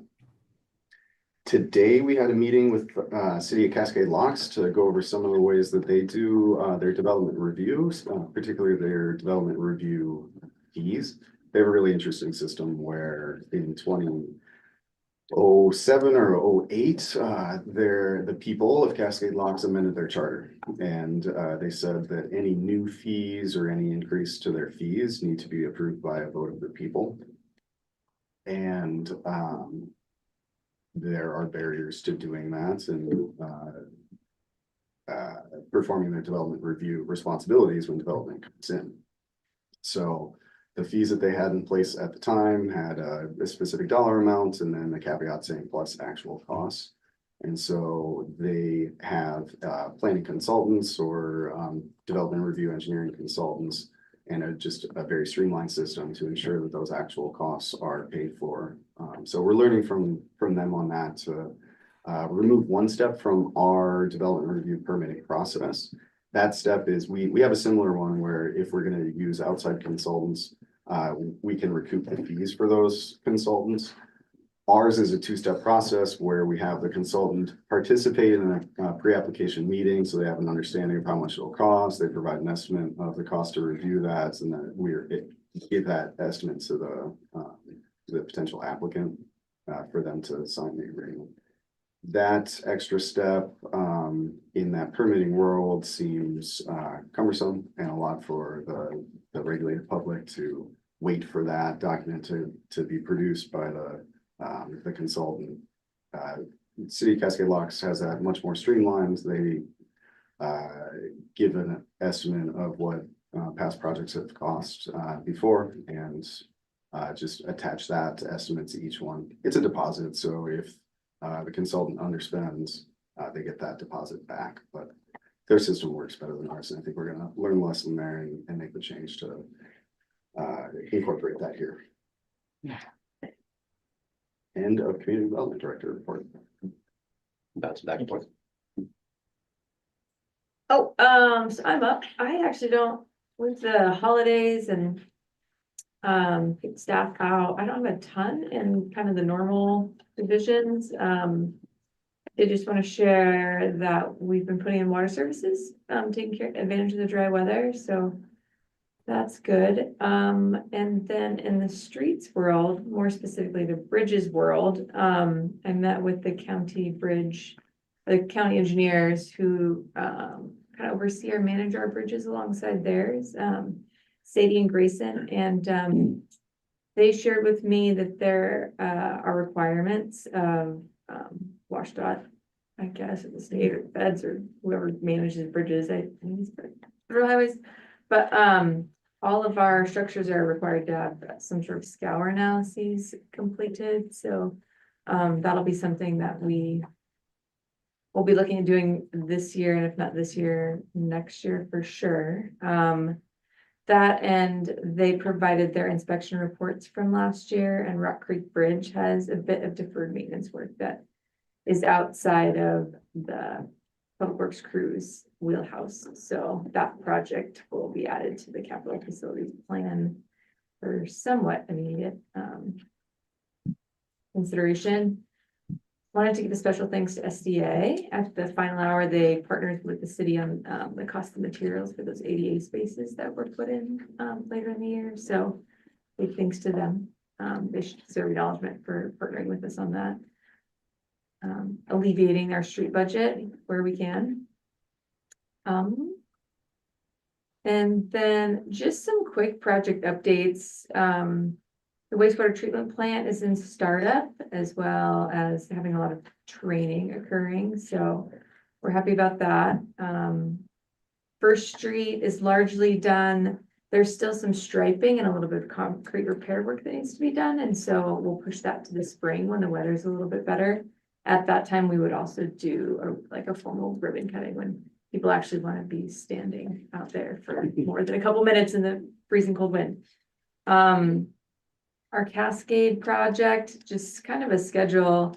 We expect the design to be completed at the end of April, bid May, and go into construction in the fall. So it's like September, maybe a notice for Lasher is the other project currently in design. And for that one, we are kind of moving into our, so to working, I don't want to say public involvement phase, but there's now some concepts that we can go out to stakeholders, public in the area and say, these are the options that are being considered. What looks best to you as the users of this infrastructure? So we will have some press releases and a stakeholder meeting for those coming up, as well as a community survey that will be available online. We expect the preliminary engineering for that to also be done in April, and then final design done in September for a spring of 26 construction. The long-term water supply, also final report expected in April for us to review. And so again, that study is kind of looking at the future of our surface water system versus our groundwater system, and both need expensive repairs to continue to be utilized. So do we want to go all in on one, or you know, what does it make most sense to do? So that's coming. Back you up on that one again and just have it from a different voice. This is an important study that Carolyn has initiated. So unlike the fire department that does have the reserve to address needs, whatever they may be, the water fund does not have that same level of reserve. So there's a great deal of deferred maintenance that has accrued toward the surface water system and the groundwater system. And Carolyn, in order to assess which of those are the most important repairs to be made or the deferred maintenance to perform, has engaged this study. It's a big one for the community to know those costs, and could change how we provide water if those long-term costs, that long-term supply study indicates that well is going to be the cheapest for us in a deferred maintenance, capital improvement sense, and also in a operational sense. We're looking at both of those to be able to have that information available when the decisions are put to you to allocate budget for those improvements. So it's a good one that Carolyn initiated there. We acknowledge that there's likely not the money to continue to have a foot in each camp. We probably need to pick a poison, not really water. Not really. So it is our last kind of project that we have going right now is the pump stations project. USDA, one of our planning agencies, did their walkthrough earlier this week. But that project is largely completed as well. So Chuck, I know you were asking me about Upper Russell, and I can see you're burning to ask me the status of it. I have not had any. Mid Russell, right? Mid Russell, sorry. There's no change from last meeting, but you can hear that things are, so. As long as it stays on the radar. It is staying on the radar. I take notes so they make it up to the next one. Kind of just lastly, some staff stuff for us. We ended up with a new, or not ended up, but we welcomed a new temporary staff member from People for People, Jeremy Johnson, today. So if you see someone in orange that you don't recognize, that is likely him. He'll be doing a lot of work in the downtown corridor. Trimming trees is something that is in his wheelhouse. And so he'll be working in those beds and doing other activities that aren't specific to water sewer. So he'll be able to take on some of the deferred maintenance in our downtown corridor. We have him through the middle of July at 20 hours a week. So yeah, they have him. Yeah, yeah. We feel lucky he selected the city because he interviewed at a couple different places, but he chose Have us. him take a look along Rock Creek before he leaves this summer. Oh, I know. Yeah, Rock Creek it needs love. That's for certain. Just as a note, Cody got his his water treatment plant operator 1 certification since we last spoke. And supervisors in the Public Works Department took a training on harassment, discrimination, and retaliation. So always good to brush up on on that stuff. And just, yeah, we're working on getting our small works roster updated for 2025 so we can use it well. I won't be at next month's meeting, so I'll provide a written staff report. So it'll probably be shorter. And just the Public Works Department is very sad to see Honors go. He's incredibly supportive of our department, and your time is much appreciated here, so. Carolyn, I have Yeah. a quick question for you, if you don't mind. When everything is all finalized with all the project, the sewer plant, are we gonna be putting fences back up? Or That- privacy barriers, so we're not looking at the internal workings as you drive down Rock Creek Drive? I don't know that any fences were taken Yeah, down. never had it. Wasn't there like a barrier, like a, Just a big concrete block, big trucks driving through it. I thought there was like a. You've always been able, you've Some been sort of able to see it since the last one was built at least, because my dad built the last one, and so. There's a new basin, so maybe there's more to see now. Maybe. But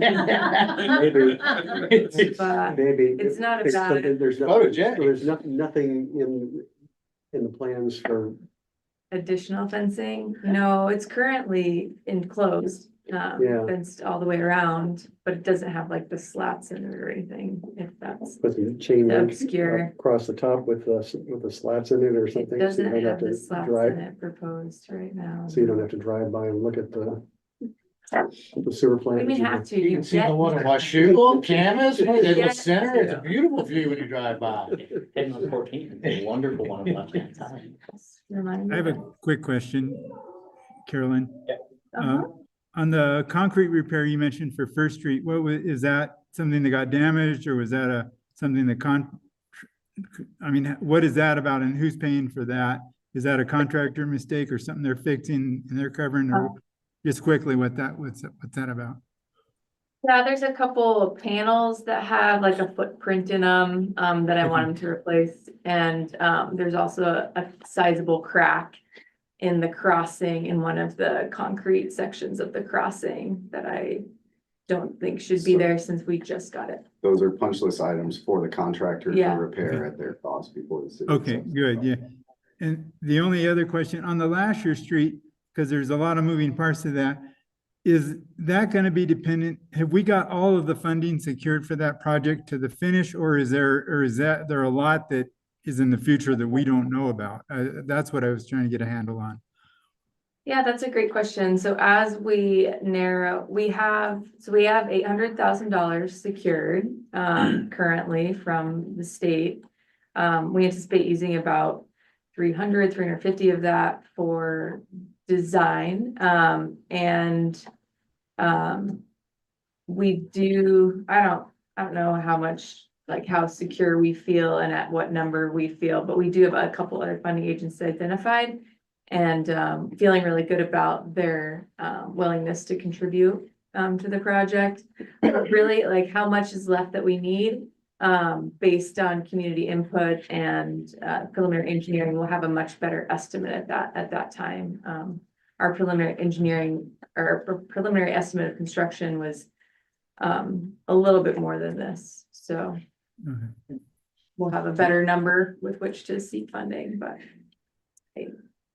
Thank you. yeah.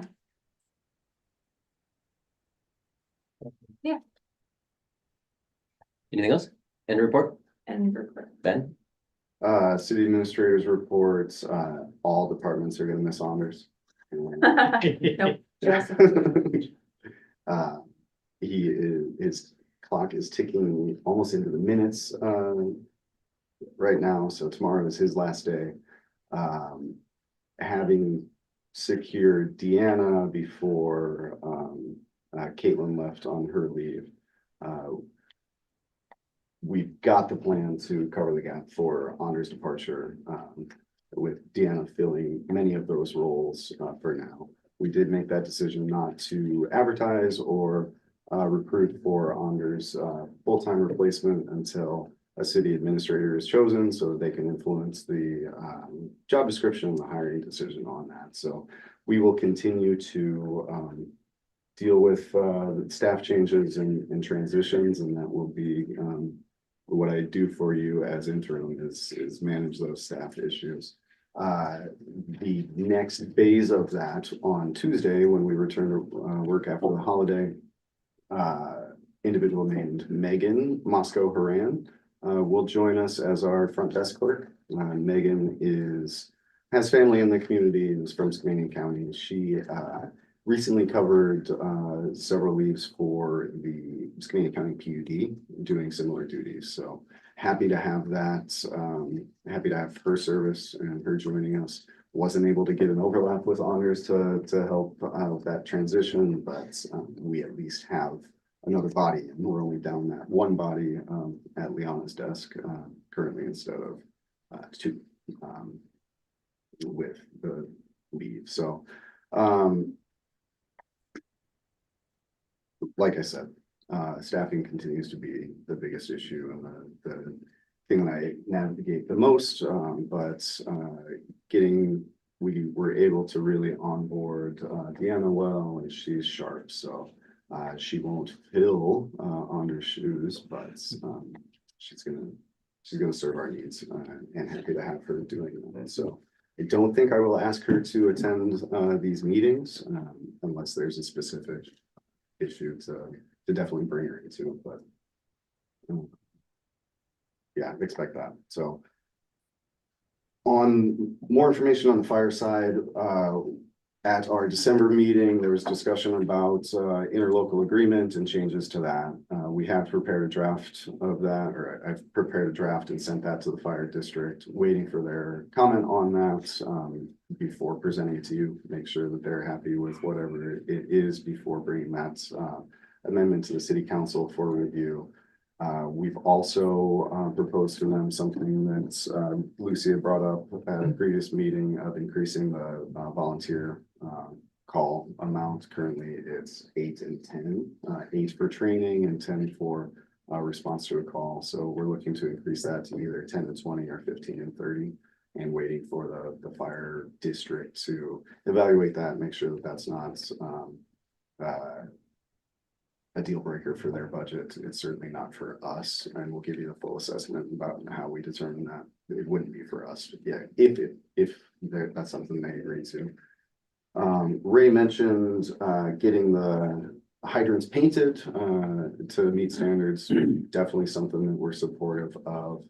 As we've been talking to him too, in the fire world, the firefighters are really reluctant to hook on to hydrants that may be on AC lines, because once you hook onto a hydrant, you're generating a lot of flow, you're generating a lot of turbulence, and those old AC pipes are brittle. And when you start generating that turbulence within the pipe, they can break. And so they no longer have the water that they thought they would have. They've got to go out and find a tender. So they just bring a tender to most of the projects. The tender is a water carrier. An engine carries some water, but it has the pump on the front to take it from the city system. So a number of years ago, the city council had set a priority to be removing some of those AC, not some of those AC pipes, be very aggressive about eliminating AC pipes from our system. And that's something that staff has carried through. That direct strategy from the city council didn't land in the quality infrastructure part of it, but removing those AC lines is something that we've been doing. The last removal was here in front of City Hall in 2023. The next removal will be on the most recent. The most recent one. Yeah. The next one will be at Cascade Avenue 2025. So this year will, I don't know how long that is, but a very large, brittle AC pipe at high pressure at the bottom of our system. So that'll be one that'll be a relief to our crew to know that that's To retire. Yeah. So If anyone cares, like, it's kind of a cool construction method that they're proposing. It's pipe bursting. So they actually don't dig this up. They'll push another pipe through it, and it'll break the AC apart in it. So they don't have to dig it up, and it'll just all stay in the ground. But it's kind of, so that'll be relatively low impact for down there. They're doing the sewer system as well, so they will be impacted, but yeah, I'm curious to see how that'll all come together.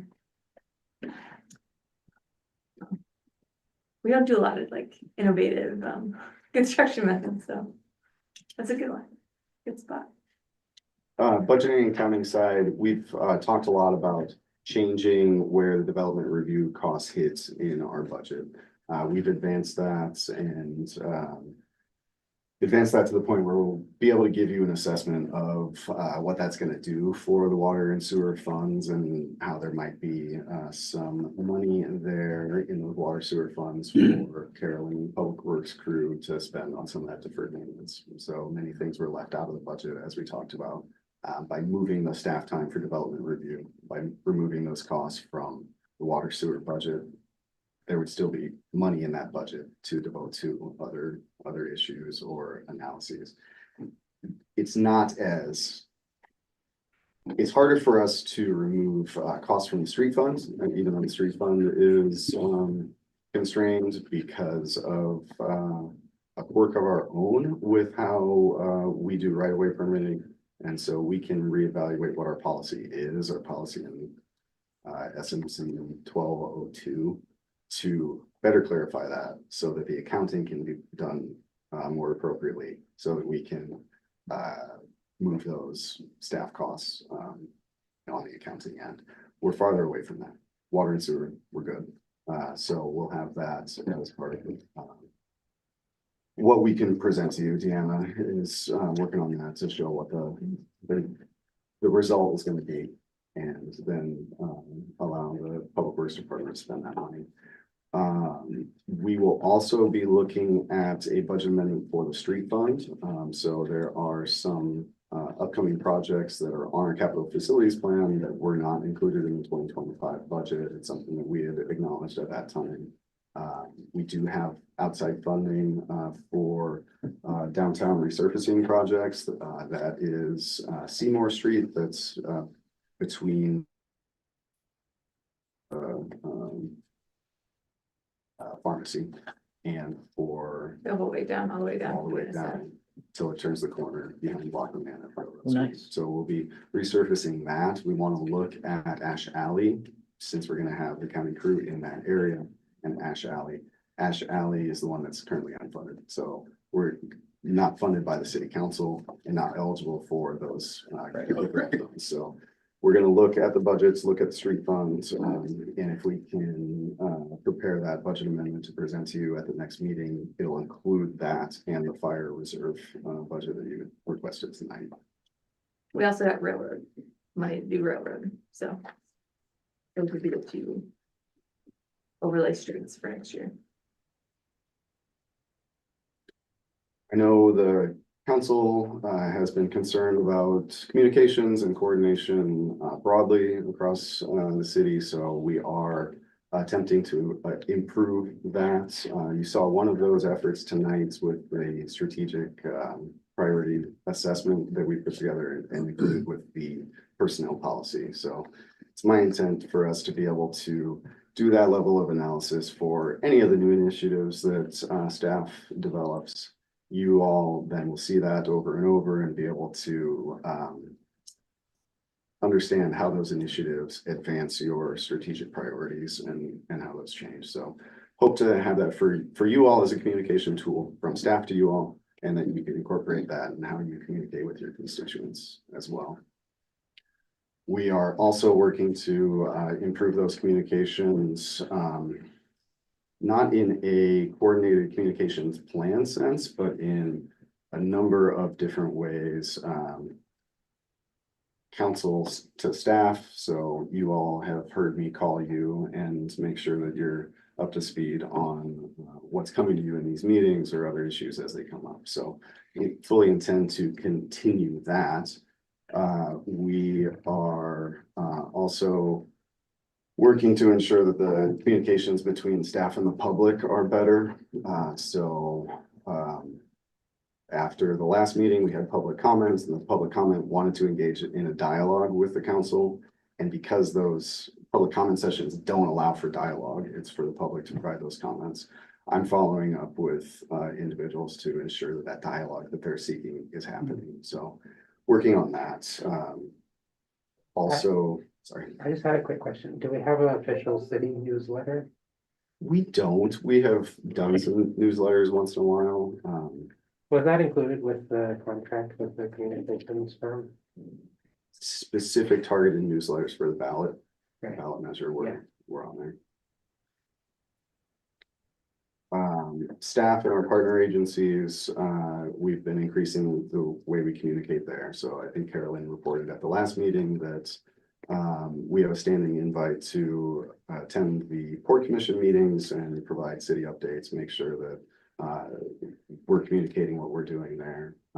And we'll be going again next week. We will gladly accept those invites to attend, and we'll go next week too, to continue reporting and building that relationship.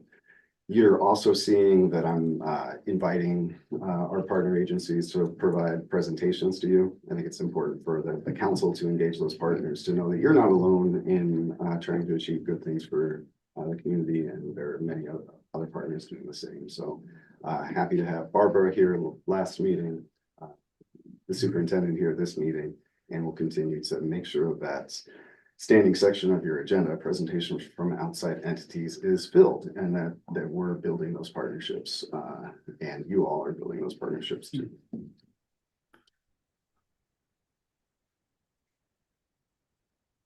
The ballot measure is something that I have on the list to talk about, so it's coming up. The vote on that is coming up in February. So the service that we're getting from the communications firm on that has been very good, and getting information out about that ballot measure. The committees, the for and against committees, is something I wanted to report on. The action that the city council took to meet the county auditor's guidelines was to provide the mayor with the ability to appoint those committees. The mayor did that. And then there were some requests for changes to the committee membership. The auditor's office waived some of their guidelines for that to allow the changes to the committee to be presented, and the mayor made those changes to the appointments. And so one individual, Mr. Rice, wanted to be recognized on the against committee, and one individual did not want to be recognized on the against committee, and so he was removed from that. So, and the auditor's office worked with us, worked with the city, worked with the mayor to get that done. So thank them for that. You all probably also noticed the Google ads related to the ballot measure. If you're on your computer seeing that, there is a video explaining that that runs on YouTube, and we will be increasing getting the message out about what this would do, how it would work, how it would provide a stable funding source for the transportation improvement fund that would allow you to then devote general fund money toward the water sewer bills. So that information is out there, and if the public feels like that's a good idea, then they will vote for it. If they don't feel like it's a good idea, then they won't. But we will find out in February on that. I have one more bullet point that went away.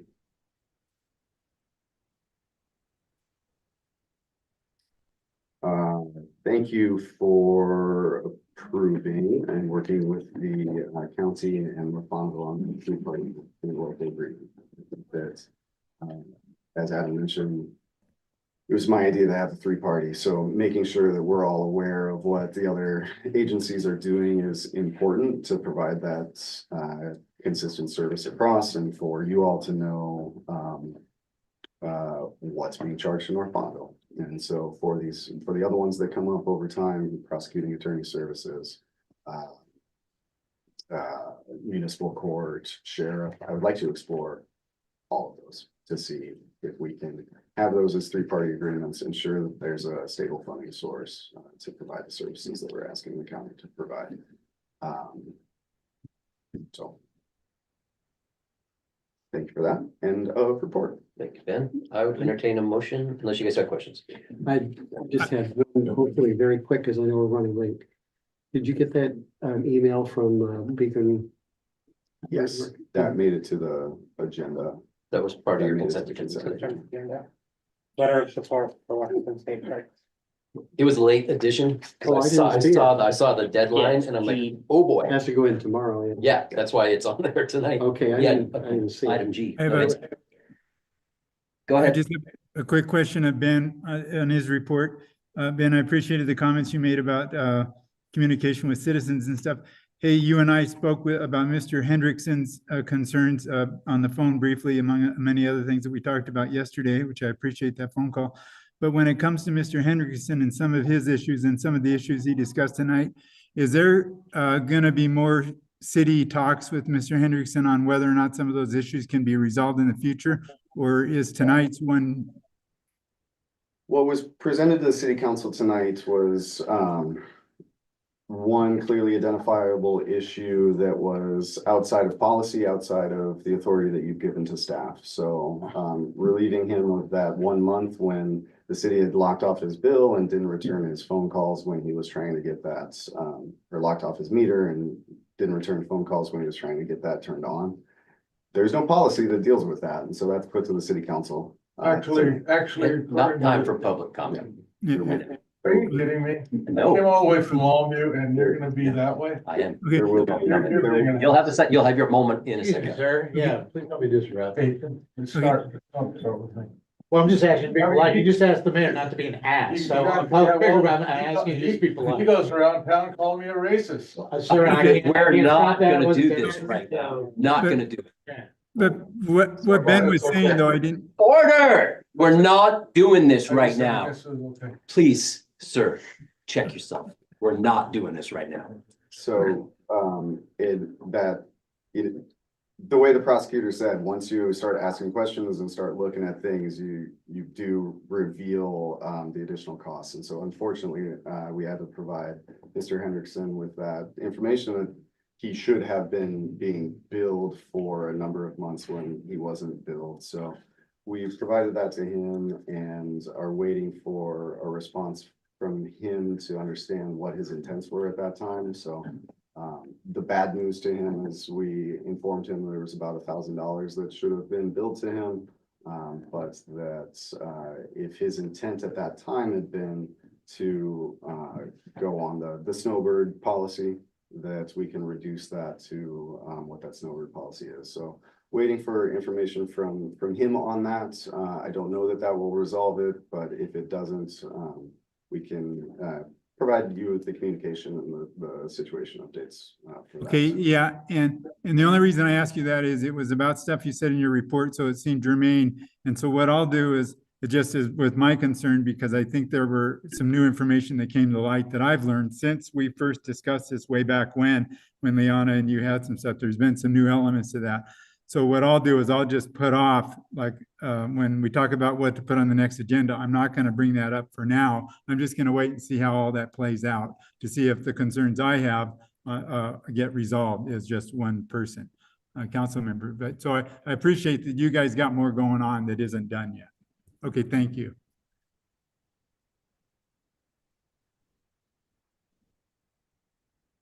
Any other questions for Ben? There's a moment in the agenda where you'll have a chance to have additional public Okay, I comment. don't have an agenda, so I didn't. Okay. All right, I would entertain a motion to approve the vouchers. I'll move to approve the vouchers as presented. Second. First and second, any discussion? All in favor, say aye. Aye. Thank you. All right, so mayor and council reports. Thank you, Anders, for your service. We pressed you into a tough spot and you responded very well. So your character's been beyond reproach. So I appreciate everything that you've done for us and wish you the ultimate success in your next journey, or in your journey, your next adventure. So thanks again for everything you did. Thank you very much, Mr. Mayor and council. Anybody else for the greater good? I have one thing that came up in the homeless housing council meeting. I think it was something Liana brought last year about working They said they have a source for money for, the 5-year plan, but the city would have to take that rather than Wargap. So, I was wondering what was the situation with that and where is it left? Situation as I understand that. WAGAP was aware of that funding opportunity and approached the communities of Skamania County about the funding opportunity and the ability to assess I'm not sure what income strata it is, but a housing need for people in need. The WAGAP, Washington Gorge Action Programs offered to manage that project under their former executive director. She moved on and they didn't have the capacity to do that. And then the question was put to the cities and the county, or just this city and the county, about whether we have the capacity to run that effort. And initially, Leona had taken that on, and then at some point there was discussion with city council, and we can look into exactly what that was, that the city doesn't have the capacity to advance that. Yeah. And so I believe that we've communicated that to the State Department of Commerce, that no one has the capacity to do that effort that they were willing to fund. I don't know the current status of it, but I can explore more. Okay. Anything that you would like to see on the agenda for the next meeting? All right, this is an opportunity for additional public comment on items that have already been discussed at this meeting. Go for it. Yeah, I'm sorry, but I'm glad to see Andres going, and I'm glad to see you have some change going on here, because the customer service level there has been absolutely terrible. You have a mayor that won't listen most of the time. You have a guy that goes around accusing people of racism. I just want my vote, settled in a fair way. I've had to go to the time and the expense of taking time out of my day to check with other agencies, to check with the state auditor, to see if I'm all wet behind the ears, and I'm not. And they're gonna keep hiding behind Andre's idea that this is a gift. You're not giving me anything, I haven't got anything. And that's what the state auditor told me, word for word. And you can believe me or not, I do appreciate Ben Hill listen. Andres, no, you have a gal out front, Caitlin. I fill out forms for Andres, which was the third time I filled out these forms for water and sewer applications. Filled them out 3 times. I still don't get billings on my tenants, even though Andres, and the forms just get round filed every time, I guess. And so it's just really frustrating. I mean, I pay my taxes, I pay my bill on time and everything else. And I know you're going through some staff changes and stuff, but the staff, yeah, they work for you, but they work for the public too. And treat people fairly. And I'd like to get this water thing resolved. I came up here tonight, thinking that we could get it resolved. I mean, we're halfway there, but now we're talking, what, another month, 2 months, 3 months, and every time I talk to City Hall here, my bill goes up exponentially. And so it's extremely frustrating. And so, you guys can say the guy does a great job. I'm really glad he's leaving, because things have to get better. So, and you have a gal out here, Caitlin. I'm sorry, if she's the one that's causing all these water problems, she should be replaced. Would you like additional time to continue to brief my staff, or are you done with your public comment? I can talk a little longer if you want me to. Hey, please have a decent attitude and respect the public, sir. I think I'm doing that just fine. Thanks for your time tonight. Yeah, you told me to shake myself earlier. Yeah, right. Check. Anybody else? I just can't help myself, I'm sorry. Just want to say I've twice had to call the city about a question on my water bill. Excellent service, response resolved, understood the issue, no problems. So, thank you. Thank you. Go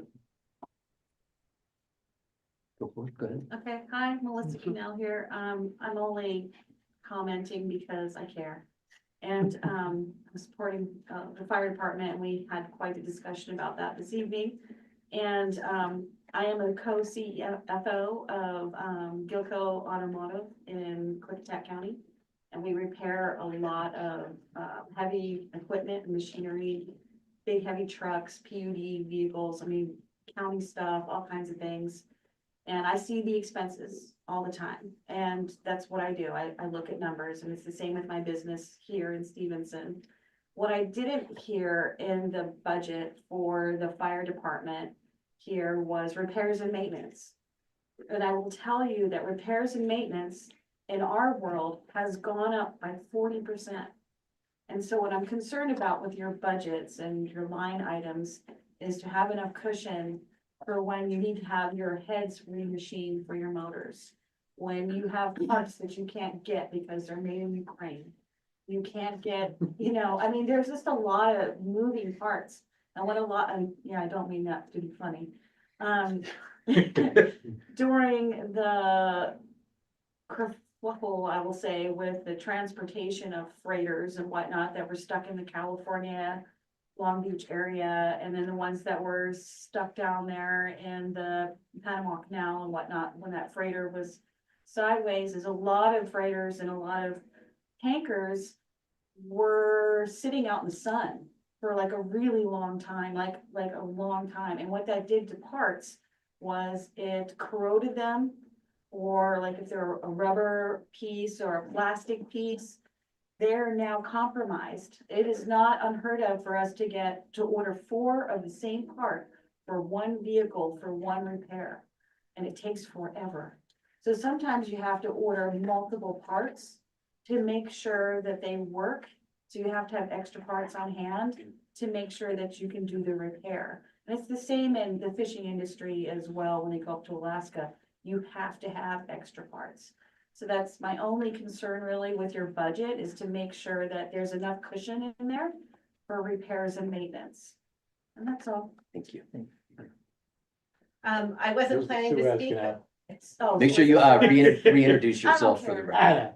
The point was. You can school me. It's okay. Go ahead.